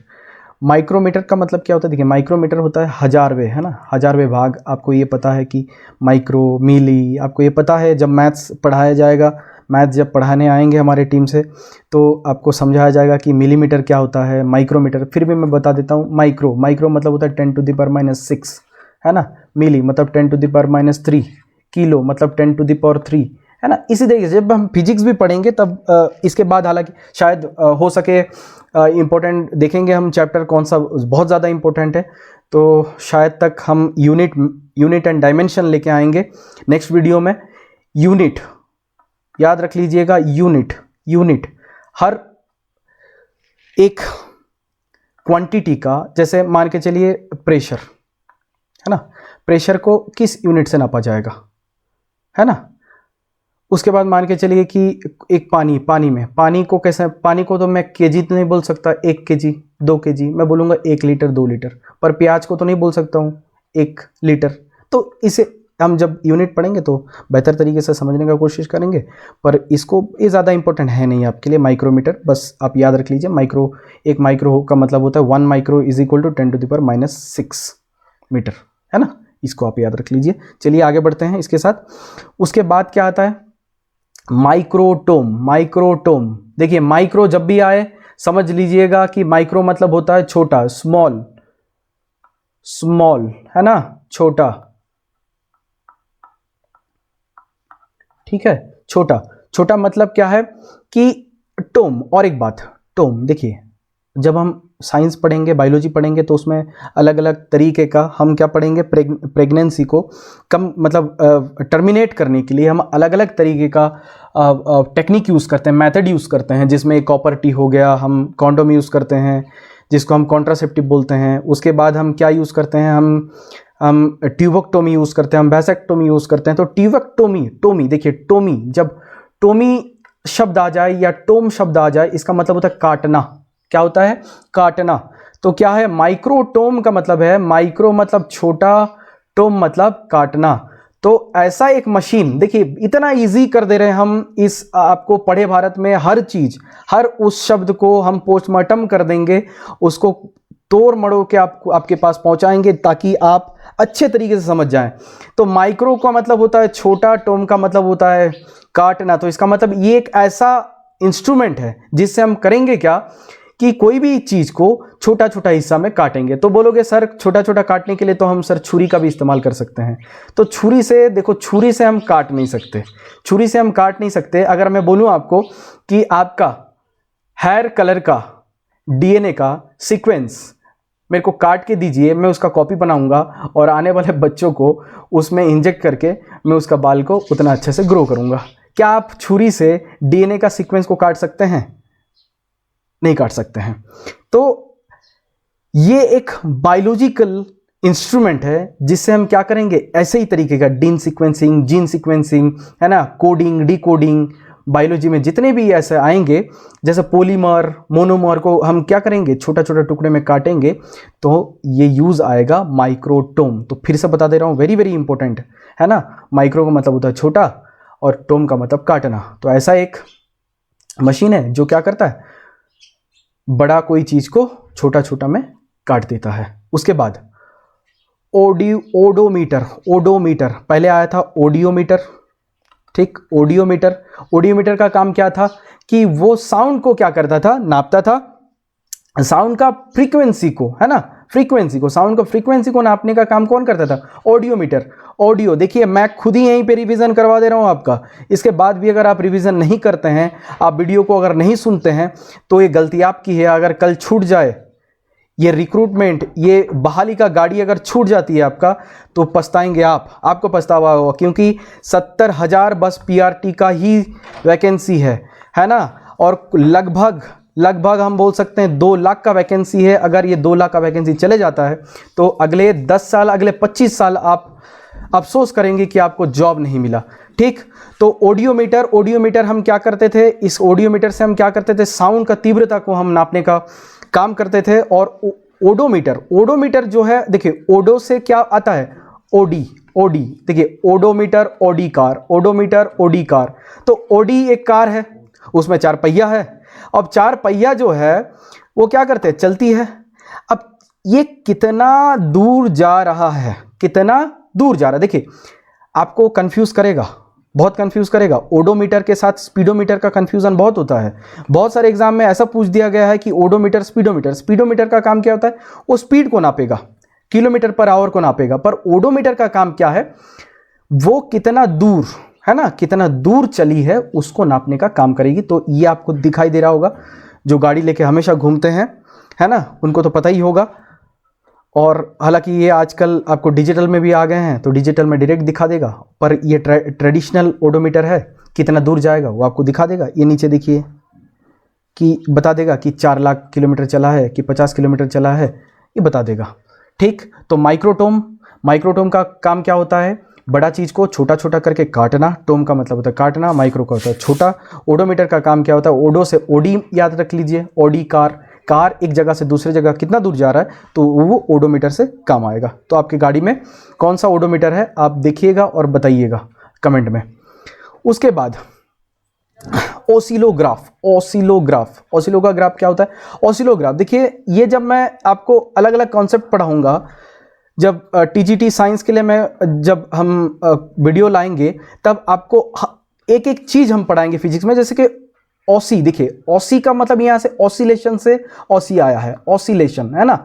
ऑसिलेशन का मतलब क्या होता है? मान के चलिए कि एक तरंग है, ये एक तरंग है ना, यहां से चालू हुआ तो एक तरंग कब बोलेंगे? ये ऊपर जितना जाता है ये नीचे भी उतना आएगा। तो यहां से यहां तक का जो चाल है, इस चाल को हम क्या बोलेंगे? हम बोलेंगे इसको एक ऑसिलेशन। और इस तरंग को, कोई भी चीज को, है ना, अब इसको क्या किया जाएगा? ग्राफ में बना दिया जाएगा। अब तरंग को क्या किया जाए? ग्राफ में। अब कितना तरंग ऊपर जा रहा है, कितना नीचे, हम बता देंगे आपको कि क्या बोला जाता है, एक हाई पिच होता है, लो पिच होता है, ये आगे चलकर बताऊंगा मैं। हालांकि पर अभी मैं बता दे रहा हूं कि एक कंसेप्ट आपका बिल्ड हो जाए। तो इसमें क्या होता है कि इलेक्ट्रिकल क्वांटिटीज में, सिग्नल में जब क्या होता है, फ्लक्चुएशन होता है, तब क्या किया जाता है? ओसिलोग्राफ का इस्तेमाल किया जाता है। तब क्या होता है? डिफरेंट ऑसिलेशन को एक ग्राफ के जरिए हम क्या करेंगे, इसका हम एनालिसिस करेंगे और उसका हम अमाउंट को पता लगा लेंगे। और क्या होगा? ये टाइम के साथ रिकॉर्ड होगा, टाइम के साथ। तो क्या होगा? एक साइड में क्या होगा, एक्स एक्सिस में क्या होगा, आपका ऑसिलेशन होगा, वाई एक्सिस में आपका टाइम होगा। तो कितना टाइम में कितना ऑसिलेशन हुआ है, ये आप एक ग्राफ से पता लगा लेंगे और उसका जो इंस्ट्रूमेंट आता है उसको हम बोलेंगे ऑसिलोग्राफ। तो आशा करता हूँ आपको समझ आ रहा होगा हर चीज़ मैं जो बता रहा हूँ आपको। उसके बाद पेरिस्कोप, है ना। पेरिस्कोप देखिए, ये आप टीवी में देखे होंगे, जब सबमरीन में, जब इंडियन नेवी के जो ऑफिशियल्स होते हैं वो जब जाते हैं तब क्या करते हैं कि नीचे से, देखिए ये आँख है, ये नीचे से ऊपर का दृश्य को देखने का कोशिश करते हैं। तो क्या होता है कि पेरिस्कोप का काम क्या होता है कि आपके सामने अगर कोई भी ऑब्स्टकल्स है, ऑब्स्टकल्स मतलब मान के चलिए आपके आँख के सामने कुछ एक धुंधला सा चीज रख दिया गया है, आपको आगे का सामान नहीं दिख रहा है, तो इसमें क्या करेंगे, आप पेरिस्कोप का सहारा लेंगे और आगे का चीज को आप देख पाएंगे। तो ये हो गया आपका पेरिस्कोप, है ना। पेरिस्कोप याद रख लीजिएगा। पेरिस्कोप का काम क्या होता है कि कोई भी एक इंस्ट्रूमेंट ऐसा है, इंस्ट्रूमेंट है जो आपके सामने कोई भी एक, अगर मान के चलिए इसको ओपैक बोलते हैं, ओपैक, है ना, ओपैक नहीं तो ट्रांसल्यूसेंट। हम इसको आगे चलकर पढ़ेंगे कि ओपैक क्या होता है, सॉलिड क्या होता है, ट्रांसपेरेंट क्या होता है, ट्रांसपेरेंट, है ना, लूसेंट क्या होता है, हम अच्छे तरीके से पढ़ेंगे। ट्रांसलूसेंट जिसको बोलते हैं, ये अलग अलग का द्रव्यमान है, अलग अलग वस्तु हैं, इसको हम पढ़ेंगे, फिजिक्स में ही पढ़ेंगे। ये वेरी वेरी इंपॉर्टेंट क्वेश्चन है, इसमें भी, इससे भी क्वेश्चन उठाए जाते हैं। तो अभी के फिलहाल के लिए आपको क्या करना है, पेरिस्कोप को कैसे याद रखना है कि पेरिस्कोप क्या है कि अगर आपके सामने ऐसा कुछ चीज़ है, आपको आगे का चीज़ नहीं दिखाई दे रही है खुले आँख से, तो आप अगर पेरिस्कोप का यूज़ करेंगे तो सामने कोई ऑब्स्टकल होते हुए भी आपको आगे का चीज़ दिखाई देगा। और इसको, हालांकि इसको बहुत ज़्यादा यूज़ तभी किया जाता है जब जो स्विम डाइवर होते हैं ना, स्विम जो करते हैं, है ना, सबमरीन में जाते हैं, वो लोग क्या करते हैं, सबमरीन में तो डायरेक्टली उनका क्या होता है, एक ऐसा ट्यूब लगा होता है ऊपर तक, और वो देखते हैं और वो ऊपर का जो भी हालचाल है उसको समझने की कोशिश करते हैं कि किस तरफ से कोई बड़ा सा शिप आ रहा है या नहीं, उसको देखने का काम करता है। तो याद रख लीजिएगा, ओसिलोग्राफ का काम क्या है, ऑसिलेशन को ग्राफ के ज़रिए समझना। उसको कौन करेगा, इंस्ट्रूमेंटिफाई, तो ओसिलोग्राफ इंस्ट्रूमेंटिफाई करेगा। उसके बाद पेरिस्कोप का काम क्या है, अगर सामने कुछ भी है तो भी सामने का चीज़ आपको देखना है तो आप इससे देख सकते हैं। नेक्स्ट, उसके बाद होता है पोटेंशियोमीटर, है ना। ये आपको हिंदी में जो, देखिए हिंदी में ऐसा होता है टाइप, तो पोटेंशियोमीटर, है ना। अब देख लीजिएगा पोटेंशियोमीटर, अब ये होता है कि देखिए पोटेंशियोमीटर, है ना, पर मैं जब इसको लिखूंगा तब क्या लिखूंगा, पोटेंशियो, TIO और मीटर, है ना। तो जब अगर दिक्कत हो तो अगर इंग्लिश का भी आप देख सकते हैं, है ना। ये क्या करता है कि मान के चलिए आपका कोई, देखिए ये मैं डायरेक्ट आपको बता दूंगा, है ना, डायरेक्ट ये बता सकता हूं कि इसमें क्या होता है, एक वोल्टेज को नापा जाता है, अननोन वोल्टेज को नापा जाता है नोन वोल्टेज से, तो आपको ये समझ नहीं आएगा। हालांकि आप इसको रट्टा मार लेंगे कि अननोन वोल्टेज से एक नोन वोल्टेज से एक अननोन वोल्टेज को, आप अगर वोल्टेज ही नहीं समझ रहे हैं तो नोन अननोन कहाँ से समझ में आएगा। है ना। तो देखिए एक मैं बहुत मतलब तरीके से समझा दे रहा हूं आपको कि नोन वोल्टेज और अननोन वोल्टेज होता क्या है। ये एक क्या है, एक सर्किट है ना, ये सर्किट है और ये मान के चलिए एक बैटरी है ना। तो यहां से क्या हो रही है, करंट पास हो रही है, करंट आई, है ना। अब देखिए यहां से लेकर ये मान के चलिए एंड, ये पॉजिटिव एंड है, ये नेगेटिव एंड है, तो इसको मैं ए लिख दे रहा हूं, इसको बी लिख दे रहा हूं। तो देखिए चार्ज का यहां भी पोटेंशियल होगा, यहां पे भी पोटेंशियल होगा। पोटेंशियल मैं बताऊंगा, पर अभी आप याद रख लीजिए पोटेंशियल मतलब होता है इंटेंसिटी, मान के चलिए कितना चार्ज है ना। ए में कितना चार्ज है, बी में कितना चार्ज है, तो ए और बी के बीच में कितना डिफरेंस है ना, उसको ही हम बोलेंगे वोल्टेज। क्या बोलेंगे, वोल्टेज, है ना, जिसको हम पोटेंशियल डिफरेंस भी बोलते हैं, वी, है ना। इसको वी बोला जाता है, वोल्टेज को वी बोला जाता है। जब भी कोई देखिएगा सर्किट बनता है तो सर्किट में ऐसा लगा होता है और इसमें वी लिखा होता है ना, और ये वी का मतलब होता है वोल्टेज। तो इस सर्किट में कितना वोल्टेज है, कितना पोटेंशियल डिफरेंस है जो एक सर्किट शो कर रहा है, उसको हम वोल्टेज बोलेंगे। तो अगर कोई भी एक सर्किट में अगर अनवन वोल्टेज है ना, कि अचानक से आ गया वोल्टेज, तो उस वोल्टेज को, और इसके लिए हम घर में क्या यूज करते हैं, इसके लिए हम घर में स्टेबिलाईजर यूज करते हैं। स्टेबिलाईजर आपको पता होगा, स्टेबिलाईजर इसलिए यूज किया जाता है कि उसमें वोल्टेज में बहुत फ्लक्चुएशन होता है। तो नॉन वोल्टेज हमको पता है कि मेरे फैन में इतना वोल्टेज का काम है, पर इतना हो गया तो उसको क्या कर देगा, कम कर देगा। और इसका काम कौन करेगा, पोटेंशियोमीटर करेगा। पोटेंशियो, देखिए पोटेंशियल से पोटेंशियो आया है ना, पोटेंशियोमीटर का काम क्या है कि एक अनवन वोल्टेज को नॉन वोल्टेज के सहारे मेजर किया जाएगा। उसके बाद पायरोमीटर है ना। पायरोमीटर का मतलब क्या है कि इलेक्ट्रोमैग्नेटिक रेडिएशन, है ना, जो क्या होगा, इससे नापा जाएगा इलेक्ट्रोमैग्नेटिक रेडिएशन, है ना। देख लीजिए इलेक्ट्रोमैग्नेटिक रेडिएशन हम पढ़ेंगे, इसको अच्छे तरीके से पढ़ेंगे। इलेक्ट्रोमैग्नेटिक मतलब कोई भी इलेक्ट्रिसिटी, मान के चलिए एक मेरा ये सर्किट है, ये पॉजिटिव है, ये नेगेटिव है, ये सर्किट है, यहाँ पे क्या होगा, इलेक्ट्रिक फील्ड क्रिएट होगा। और एक इलेक्ट्रिक फील्ड, अब देखिएगा ओरस्टेड का एक, मैं जब पढ़ाऊंगा आप बताऊंगा आपको। देखिए साइंस ऐसा चीज़ है, आपको अंदर जब जितना अंदर घुसेंगे आपको उतना बेहतर तरीके से समझ में आएगा। तो ओरस्टेड करके एक साइंटिस्ट थे, वो पहली दफ़ा क्या किए थे, एक सर्किट में, हालांकि देखिए साइंटिस्ट को पागल इसलिए बोला जाता है, पर पागल है, पर वो क्या निकालते हैं, इन्वेंट करते हैं अलग अलग चीज़ों को कैसे निकाले, वो सर्किट को लिए, उनके दिमाग में क्या ऐसा है, और कॉम्पास को वहाँ पे प्लेस कर दिए। और कॉम्पास, देखिए कॉम्पास डिफ्लेक्ट कर लिया। तो हम थोड़ी देर पहले ही मैंने बताया कि कॉम्पास डिफ्लेक्ट कब करेगा, जब उसके आसपास मैग्नेटिक लाइंस ऑफ फोर्स होगा। मैग्नेटिक लाइंस ऑफ फोर्स याद रखिए, मैग्नेटिक लाइंस ऑफ फोर्स मतलब मैग्नेटिक फील्ड, आसपास अगर मैग्नेटिक फील्ड है, उस मैग्नेटिक फील्ड को मेजर करने का काम कौन करता है, कॉम्पास करेगा। और उसको दिखाते हुए वो क्या करेगा, नॉर्थ पोल साउथ पोल दिखाएगा, डायरेक्शन दिखाएगा, नॉर्थ साइड दिखाएगा, साउथ साइड दिखा देगा वो, है ना। तो इस इलेक्ट्रोमैग्नेटिक जो है, ओरस्टेड क्या किए, यहाँ पे कॉम्पास रख दिए और कॉम्पास यहाँ से डिफ्लेक्ट कर गया। और इससे पता लगा कि कोई भी सर्किट में जब भी इलेक्ट्रॉनिक चार्ज, है ना, इलेक्ट्रॉनिक चार्ज मतलब एक इलेक्ट्रॉन का चार्ज जब फ्लो होता है, जिसको हम बोलते हैं करंट आई, वो करंट जब पास होता है उस सर्किट में, उसमें क्या होता है, इलेक्ट्रिक फील्ड क्रिएट हो जाता है। उस इलेक्ट्रिक फील्ड, इस टोटल फेनोमेना को हम बोलते हैं इलेक्ट्रोमैग्नेटिक फेनोमेना, इलेक्ट्रोमैग्नेटिक फेनोमेना। और इस रेडिएशन को हम बोलते हैं इलेक्ट्रोमैग्नेटिक रेडिएशन। याद रख लीजिएगा, पायरोमीटर का काम किसके साथ है, इलेक्ट्रोमैग्नेटिक रेडिएशन के साथ है। और पोटेंशियोमीटर का काम क्या है, ये एक अननोन वोल्टेज को नॉन वोल्टेज से मेजर करेगा। या ध्यान रखिएगा, ये देखिए, मैं और एक वीडियो जब बनाऊंगा आपको सर्किट हो गया, करंट हो गया, वोल्टेज हो गया, एम्पियर हो गया, है ना, पॉजिटिव एंड हो गया, नेगेटिव एंड हो गया, टर्मिनल हो गया, सब अलग तरीके से हम लोग बताएंगे। जब मैं सर्किट पढ़ाऊंगा, जब करंट पढ़ाऊंगा, तब मैं इंपॉर्टेंट सवाल उसका भी करते जाऊंगा।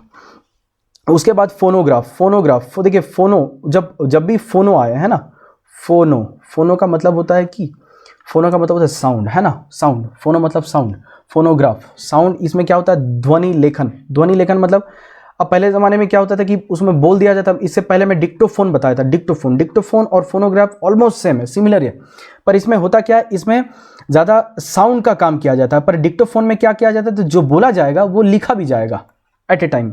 तो ये डिफरेंस है फोनोग्राफ और डिक्टोफोन, ध्यान रखते हुए, इसमें कंफ्यूजन होगा तो आप क्वेश्चन गलत कर देंगे। उसके बाद फोटोमीटर।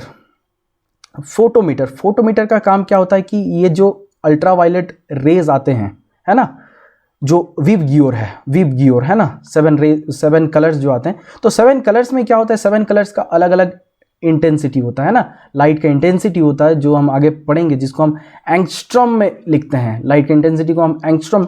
तो क्या करेंगे, इस एंगस्ट्रॉम नहीं तो नैनोमीटर, है ना, इसको हम क्या करेंगे, फोटोमीटर से नापने का कोशिश करेंगे। कि फोटोमीटर का काम ये है कि कोई भी अगर रेडिएशन आ रहा है, अल्ट्रावायलेट रेडिएशन, वो किस रेंज से किस रेंज में वेरी कर रहा है, उसको नापने का काम कौन करेगा, फोटोमीटर करेगा। तो फोटो का मतलब क्या हो गया, फोटो का मतलब हो गया, फोटो का मतलब होता है लाइट, फोटो का मतलब होता है लाइट, और लाइट आता कहाँ से, सन से, तो इसका मतलब सन से क्या आती है, अल्ट्रावायलेट रेज। तो अल्ट्रावायलेट रेज को नापने का काम कौन करता है, फोटोमीटर। इसी तरीके से आपको शॉर्टकट बना के याद रखना है, हालांकि मैं शॉर्टकट वीडियो दोबारा लाऊंगा, पर इसमें आपको सब समझना है, हर चीज़ को समझना है। मैं एक्स्ट्रा जो भी बोल रहा हूँ आपको, ये आपको पढ़ते जाना है और लिखते जाना है। उसके बाद फोटो टेलीग्राफ। क्या है फोटो टेलीग्राफ? फोटो टेलीग्राफ का मतलब क्या है कि देखो, फोटो और टेलीग्राफ, जब भी टेलीग्राफ आ जाए तो इसका मतलब क्या है,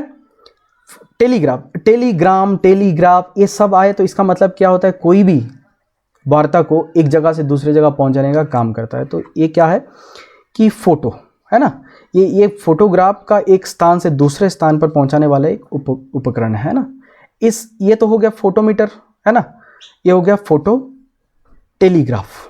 अब फोटो टेलीग्राफ मतलब एक फोटो को वो एक जगह से दूसरी जगह, मतलब ये मान के चलिए व्हाट्सएप, आज के ज़माने का व्हाट्सएप है, आज के ज़माने का इंस्टाग्राम है ना, मतलब ये पुराने टाइम में इसको क्या बोला जाता, फोटो टेलीग्राफ। तो इसमें फोटो को क्या किया जाता था, एक जगह से दूसरी जगह को स्थानांतरण किया जाता था।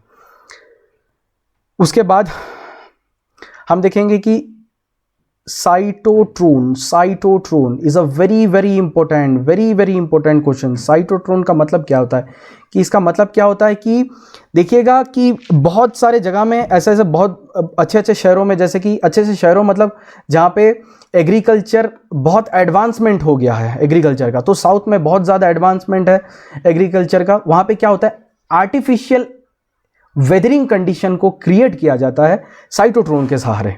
इसका मतलब क्या है, आप क्या करेंगे, एक बड़ा सा बॉक्स बनाएंगे, है ना, बॉक्स मतलब इन द सेंस, बॉक्स मतलब छोटा बॉक्स नहीं, बॉक्स मतलब एक बड़ा सा घर बनाएंगे, है ना, बड़ा सा घर बनाएंगे। अगर मान के चलिए आपको क्या करना है, साउथ का गर्मी जैसे जगह में आपको क्या करना है, एप्पल उत्पाद करना है, एप्पल का उत्पाद करना है। देखिए एप्पल उत्पाद कहाँ होता है, ये नॉर्थ साइड में ज़्यादा उत्पाद होता है ना। अब इसको आप साउथ में उत्पाद करेंगे, किसको, एप्पल को। तो इसके लिए क्या क्या चाहिए आपको, वातावरण भी वैसा चाहिए, आपको क्लाइमेट फेवर करना चाहिए। तो क्लाइमेट कैसे, आप अगर खुद क्लाइमेट बनाएंगे तो क्या होता है, साइटोट्रोन का काम क्या होता है कि आर्टिफिशियल वेदरिंग बनाया जाता है, आर्टिफिशियल कंडीशन बनाया जाता है वेदर के हिसाब से, और वो क्या करता है, प्लांट ग्रो के लिए इस्तेमाल किया जाता है, प्लांटेशन। तो इसका मोटा मोटा तरीका ये समझने का ये तरीका है कि एग्रीकल्चर में जब कोई वेदर कंडीशन को अल्टर करके कोई भी कल्चर किया जाता है, कोई भी कल्टीवेशन किया जाता है, तो उसमें साइटोट्रोन का भूमिका बहुत होता है। उसके बाद होता है रैडर तो आप समझ रहे हैं कि तुम्हारा अब जब अगर आप मुंह एक जगह से दूसरे तरफ और घुमा रहे हैं, आपका दोस्त कुछ काम कर रहा है और आप घुमा रहे, तो बोलता है कि तुम रैडर घुमा के इतना क्या देख रहा है, अपना पढ़ाई कर। तो इसका मतलब क्या है, रैडर का मतलब क्या है, मतलब वो डिक्टेट कर रहा है ना, वो ऑब्जर्व कर रहा है कि आसपास क्या हो रहा है, उसको हम बोलेंगे राडार, है ना, राडार। तो आप ये जो देख रहे होंगे ये आप समझ गए होंगे, आप अगर सर्जिकल स्ट्राइक देखे होंगे और भी बहुत सारे फिल्म देखे होंगे, है ना, आप परमाणु भी देखे होंगे, है ना, उसमें देखे होंगे कि जब क्या होता है, जब परमाणु का जब टेस्ट होता है ना, जब टेस्ट होता है, न्यूक्लियर टेस्ट होता है इंडिया में, तब देखे होंगे कि जॉन इब्राहिम जब वो करता है, उसका टेस्ट करता है, तो ऐसे ही अमेरिका से, है ना, अमेरिका से जो इसको बोलते हैं GIS, है ना, जियोग्राफिकल इंफॉर्मेशन सिस्टम, जो अमेरिका में इसका जो उनका अमेरिका का जो मतलब ऑर्गेनाइजेशन है वो क्या करते थे, वो इसको लुकअप करते थे कि कहाँ क्या काम चल रही है। तो इसका काम ये है कि ये घूमेगा घूमेगा घूम घूम के देखेगा कि कहाँ पे क्या हो रहा है, वो डिक्टेट कर लेगा। अगर मान के चलो सामने से क्या हो रहा है, पाकिस्तान क्या कर रहा है, अटैक करने का प्लानिंग कर रहा है, और वहाँ से हमारे जो राडार है, मान के चले राडार 200 किलोमीटर तक उसका क्या है, पहुँच है। अगर 200 किलोमीटर के अंदर कोई भी अगर स्पाई टेक आ जाएगा, स्पाई टेक का मतलब होता है टेक्नोलॉजी में स्पाई करना, है ना, तो इसमें क्या होगा, ये डिक्टेट कर लेगा तुरंत। और इस राडार को हम डिफेंस में बहुत ज़्यादा यूज़ करते हैं, है ना, डिफेंस में बहुत ज़्यादा यूज़ होता है। इससे क्या होता है कि टेररिस्ट अटैक को भी हम इसमें रोक पाते हैं। तो राडार का काम क्या होता है, एक अंतरिक्ष या मतलब एक मॉडल है ना, इसमें क्या किया जाएगा, इसमें जो भी वायुयान है ना, जैसे हेलीकॉप्टर हो गया, जेट हो गया, उसको क्या करेंगे, डिक्टेट करेंगे, आने वाले या जाने वाले जो भी है। और भी याद रखिए कि ये एक दायरे में ही काम करता है, ऐसा नहीं कि कहीं पे भी दिखा देगा। पाकिस्तान में घूम रहा है तो इंडिया में थोड़ी ना दिखाएगा। अब दायरे में अगर आ जाएगा तो राडार पकड़ लेगा। उसके बाद रेन गॉज, है ना, रेन गॉज, तो थोड़ी देर पहले हम स्क्रू गॉज पढ़े थे, है ना, कैलीपर पढ़े थे। तो आप बताते जाइएगा, मैं जब जब आपको क्वेश्चन पूछ रहा हूँ तब तब आप क्या करते जाना है, आपको कमेंट करते जाना है कि क्वेश्चन क्या, आंसर क्या होगा। तो क्या है यहाँ पे स्क्रू गॉज, तो आपको लिख देना है स्क्रू गॉज का काम क्या है, कैलीपर का काम क्या है, आप लिखते जाइएगा, हम कमेंट पढ़ेंगे। उसके बाद तो ये क्या होता है कि वर्षा नापने के लिए, है ना, बारिश को नापने के लिए काम आने वाला एक उपकरण है, जिसको हम क्या करते हैं, जैसे कि अब पता चलता है कि आप सोचते होंगे कि 5 मीटर का बारिश हुआ है, तो 5 मीटर थोड़ी ना हम स्केल डाल के, मिट्टी में स्केल डाल के हम देखेंगे कि कितना पानी गिरा है, तो ऐसा नहीं होता है। हम इसको क्या करते हैं, एक रेन गॉज होता है, देखिए ये एक फोनेल टाइप का होता है, एक टेस्ट ट्यूब टाइप का भी होता है। ये तो फोनेल होने का मतलब ये है कि इसमें पानी इकट्ठा हो जाए, है ना। तो एक टाइम में, कुछ टाइम में जब जितना टाइम पानी गिर रहा है, बहुत टाइम पानी गिर रहा है, तो हम क्या करें, रेन गॉज को सेट कर दें कहीं पे, और उसमें कितना पानी भरा उसके हिसाब से, अगर 2 मीटर तक पानी भरा तो हम बोलेंगे कि 2 मीटर बारिश हुआ है ना।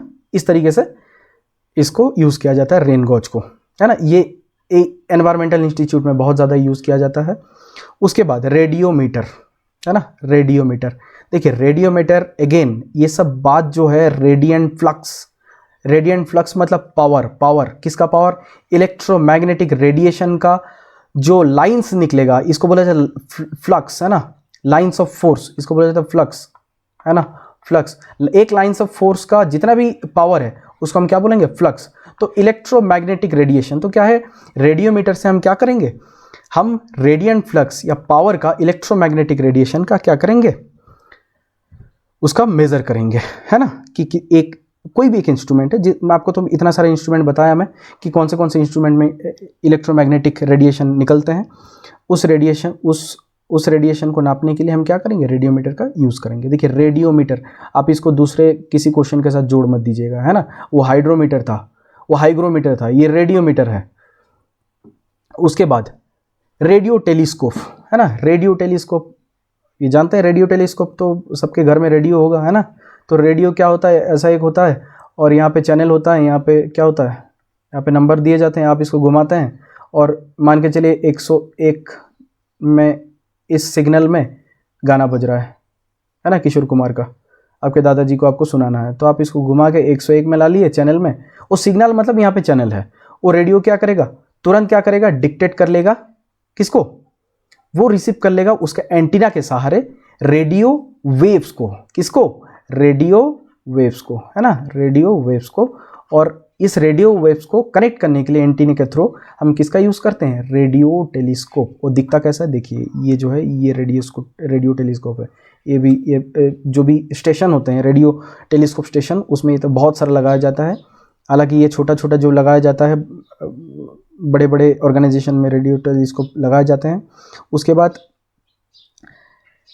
रिफ्रैक्ट्रोमीटर, है ना, रिफ्रैक्ट्रोमीटर का मतलब क्या होता है कि कोई भी एक सब्सटेंस में, है ना, कोई भी एक सोल्यूशन में, मान के चलिए मैं इसमें क्या मिलाया हूँ, एक ग्लास पानी में, इसमें मैं क्या मिलाया हूँ, शुगर मिलाया हूँ, इसमें मैं सॉल्ट मिलाया हूँ, है ना, और पानी मिलाया हूँ, है ना।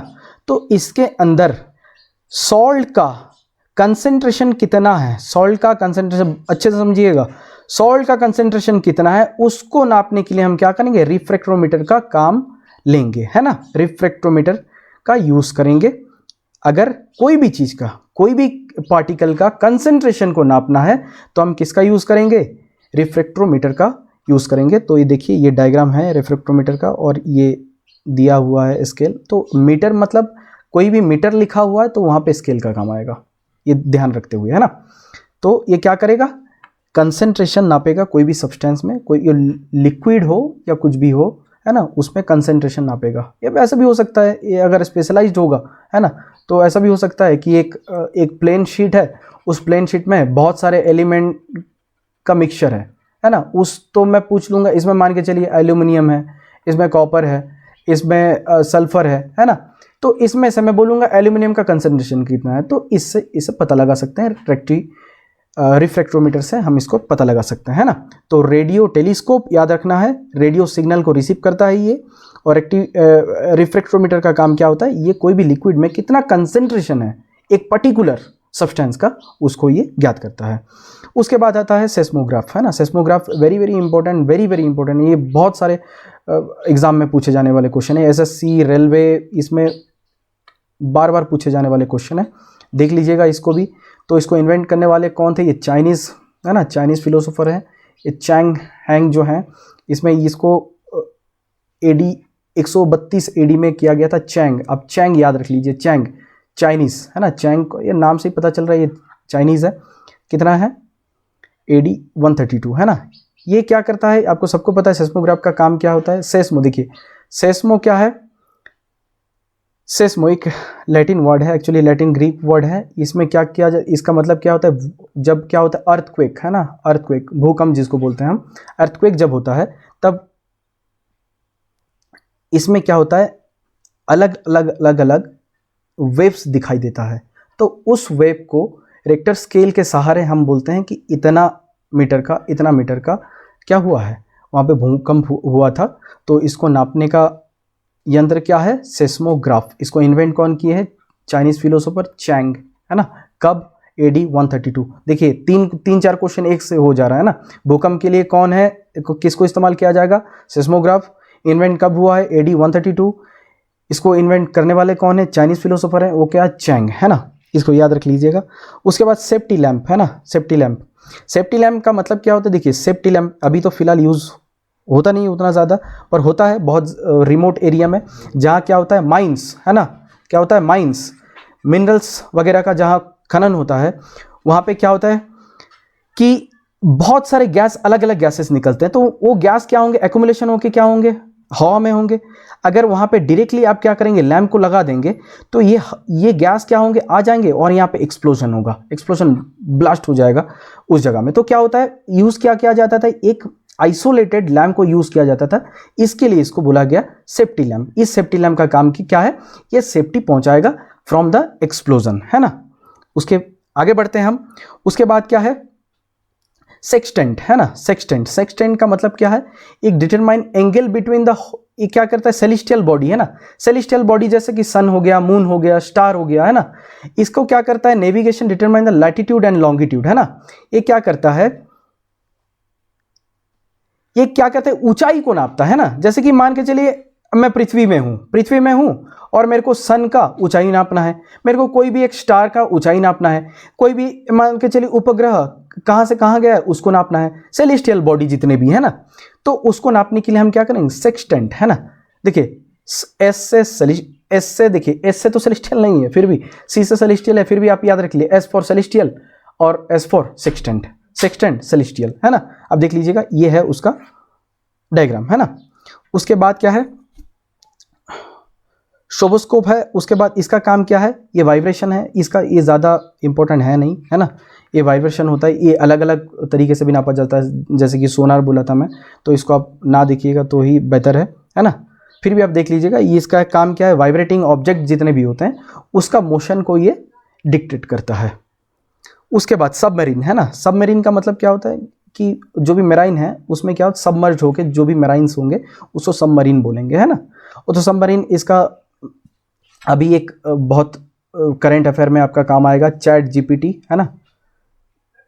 चैट जीपीटी मतलब ये क्या है, एक मतलब टूरिस्ट घुमाने का एक सबमरीन था, जिसको क्या किया जा रहा था, टाइटैनिक जो डूब गया है उसको खोज, मतलब उसके पास जाके लोगों को दिखाने का काम करते। तो इसमें बहुत सारे लोग बैठे थे और वो लोग क्या हो गए, सब हाईजैक हो गए, नेचुरल हाईजैक हो गए, वो मिल नहीं रहे हैं। तो इसमें होता क्या, बहुत प्रेशर होता है ना, क्योंकि देखिए बहुत नीचे जाना पड़ता है, बहुत ज़्यादा नीचे जाना पड़ता है। तो जब प्रेशर बहुत ज़्यादा हो जाता है तब क्या होता है, हाँ 4000 मीटर, जब देखिए 4000 मीटर जब एकदम 4000 मीटर नीचे जाना पड़ता है, जहाँ पे टाइटैनिक डूबा हुआ है, उस 4000 मीटर तक जाने के लिए आपको इस तरीके का यान का यूज़ करना पड़ेगा, और उसको बोला जाता है सबमर्सिबल। क्या बोला जाता है, सबमर्सिबल। और इसके अलावा जो नॉर्मल होंगे उसको बोला जाता है सबमरीन मतलब मरीन के नीचे जाके जो भी खोज पड़ताल करेंगे उसको सबमरीन बोला जाता है। उसके बाद देखिए इसके स्पेरोमीटर है। स्पेरोमीटर का मतलब होता है जितने भी स्पेरियर आकार के जितने भी चीज़ होंगे उसको नापने का ये काम करता है। ये सिंपल है, वेरी सिंपल। स्पेरो मतलब स्पीयर, इससे आप अंदाज़ा लगा सकते हैं। उसके बाद विस्कोमीटर है ना। विस्कोमीटर देखिए बहुत इंपॉर्टेंट है ना। विस्कोमीटर का काम क्या होता है, ये विस्कोसिटी है ना, विस्कोसिटी ऑफ ऑयल्स में होता है विस्कोसिटी, है ना। विस्कोसिटी नापने का काम करता है, और express in redwood second at temperature, ये वेरी वेरी इंपॉर्टेंट है। अगर क्वेश्चन डायरेक्ट ऐसा पूछ लिया कि विस्कोमीटर को नापने का क्या मापक है, तो क्या है, रेडवुड सेकेंड एट टेम्परेचर, ध्यान से। और इसको क्या बोला जाता है, IP70 बोला जाता है। क्या बोला जाता है, IP70, डायरेक्टली रिलेटेड विथ किसके साथ, विस्कोमीटर, है ना। इसको देख लीजिएगा, विस्कोमीटर IP70, और इसका मापक क्या है, रेडवुड सेकेंड एट टेम्परेचर, देख लीजिएगा, है ना। और ये है उसका इंस्ट्रूमेंट। उसके बाद क्या है, टेकोमीटर, है ना। टेकोमीटर क्या है, ये क्या होता है, वायुयानों तथा मोटर, मतलब ये क्या है, आप हेलीकॉप्टर हो गया, ट्रेन बोल रहा हूँ मैं, हेलीकॉप्टर हो गया, जितने भी जहाज हो गए, है ना, रॉकेट हो गए, उपग्रह होंगे, उसमें क्या किया जाता है, इसमें लगाया जाता है और उससे गति नापा जाता है ना। इसमें भी बहुत सारा हाई प्रेशर है, लो प्रेशर है, रॉकेट साइंस का एक पार्ट है। ये छोटा है, हमको रॉकेट साइंस पढ़ना नहीं है, तो फिर हम देखेंगे कि टेकोमीटर से काम क्या है, कि वायुयानों में लगाया जाता है उसका स्पीड नापने के लिए, है ना। उसके बाद क्या है, टेलीप्रिंटर देख लीजिए, ये भी इजी है। टेलीप्रिंटर देख लीजिए, टेलीप्रिंटर का मतलब क्या होता है, इसमें क्या किया जाएगा, प्रिंट किया जाएगा, जो कि आप देखें कचरी वगैरह में होते हैं, इसमें जो बोलता है उसमें टाइप किया जाता है, जज जो बोलते हैं उसको टाइप किया जाता है, टाइपराइटर उसको टाइप करता है ना। उसके बाद है टेलेक्स, है ना। टेलेक्स देखिए, टेलीप्रिंटर और टेलेक्स में डिफरेंस क्या है। टेलीप्रिंटर क्या होता है, प्रिंट होता है फिजिकली, पर टेलेक्स का काम क्या होता है, ये क्या होता है, रिटर्न जो मैसेजेस हैं उसको क्या करता है, एक सिग्नल बना देता है। वो सिग्नल कहाँ जाता है, दूसरे के पास जाता है। वो सिग्नल क्या होता है, देखिएगा आप, जब अगर नायक फिल्म देखे होंगे, वो एक दिन का CM बन जाता है, वो बोलता है डिसमिस, तो क्या होता है, उसके टेलीप्रिंटर से क्या होता है, उसका डिसमिस का प्रपोजल निकल आता है। तो इसी तरीके से वो सिग्नल बन के दूसरे के टेलीप्रिंटर में चले जाएगा, और टेलीप्रिंटर से उसका प्रिंट निकल आएगा, तो उसका टेलेक्स काम करेगा। टेलेक्स देखिएगा, टेलेक्स सिग्नल के साथ, टेलीप्रिंटर फिजिकल टाइपिंग, है ना। उसके बाद थियोलाइट, है ना, थियोडोलाइट, है ना। थियोडोलाइट क्या है, एक ऑप्टिकल इंस्ट्रूमेंट है। क्या है, एक ऑप्टिकल इंस्ट्रूमेंटेड है, जिसमें हम क्या करेंगे, एंगल को नापेंगे। क्या नापेंगे, एंगल को नापेंगे, जिसमें क्या होता है, एक विजिबल पॉइंट होता है, एक हॉरिजॉन्टल और एक वर्टिकल प्लेन होता है। हॉरिजॉन्टल मतलब एक हॉरिजॉन्टल प्लेन हो गया, ये हो गया वर्टिकल प्लेन, है ना। जो मिट्टी के साथ लगा होगा उसको हम हॉरिजॉन्टल बोलेंगे, जो मिट्टी के साथ परपेंडिकुलर होगा उसको क्या बोलेंगे, हम वर्टिकल बोलेंगे, है ना। तो इसके अंदर जो कोण होता है, इसको हम किससे नापेंगे, थियोडोलाइट से नापेंगे, ध्यान से, थियोडोलाइट से नापेंगे। उसके बाद एक्टियोमीटर, है ना। उसके बाद क्या है, एक्टियोमीटर। एक्टियोमीटर का क्या काम है, एक्टिनोमीटर का काम क्या है, देखिए, इसको एक्टियोमीटर भी बोला जाता है, एक्टिनोमीटर भी बोला जाता है, ध्यान से, है ना। एक्टिनोमीटर, है ना, एक्टिनोमीटर, बहुत सारे बुक्स में ये एक्टियोमीटर पाए जाएंगे, बहुत सारे इंग्लिश पब्लिकेशन में ये एक्टिनोमीटर में पाए जाएंगे। तो एक्टिनोमीटर जो है एक इंस्ट्रूमेंट है, जिससे क्या होगा, देखिए, इससे पहले हम क्या किए थे, एक था रेडिएशन नाप रहे थे हम, सूरज से आने वाले रेडिएशन को नाप रहे थे, उसको हम बोलते थे फोटोमीटर। देखिए, दोनों में डिफरेंस बहुत है। फोटोमीटर का काम क्या है, कि अलग अलग जो रेज हैं, जैसे इंफ्रारेड है, जैसे अल्ट्रा वायलेट है, तो इनमें से कितना से कितना इंटेंसिटी में वो है उसको नापने का तरीका क्या है, फोटोमीटर का यूज ध्यान रखते हुए। उसके बाद एक्टिनोमीटर का काम क्या है, ये इंस्ट्रूमेंट कितना हीट का रेडिएशन आ रहा है उसको नापने का इंस्ट्रूमेंट क्या है, एक्टियोमीटर। याद रखिएगा एक्टियोमीटर क्या काम करता है, सूरज का किरण का रेडिएशन का पावर नापता है, पर रेडिएशन का कितना इंटेंसिटी है उसको नापता कौन है, फोटोमीटर। ठीक, समझ गए होंगे आशा करता हूं। तो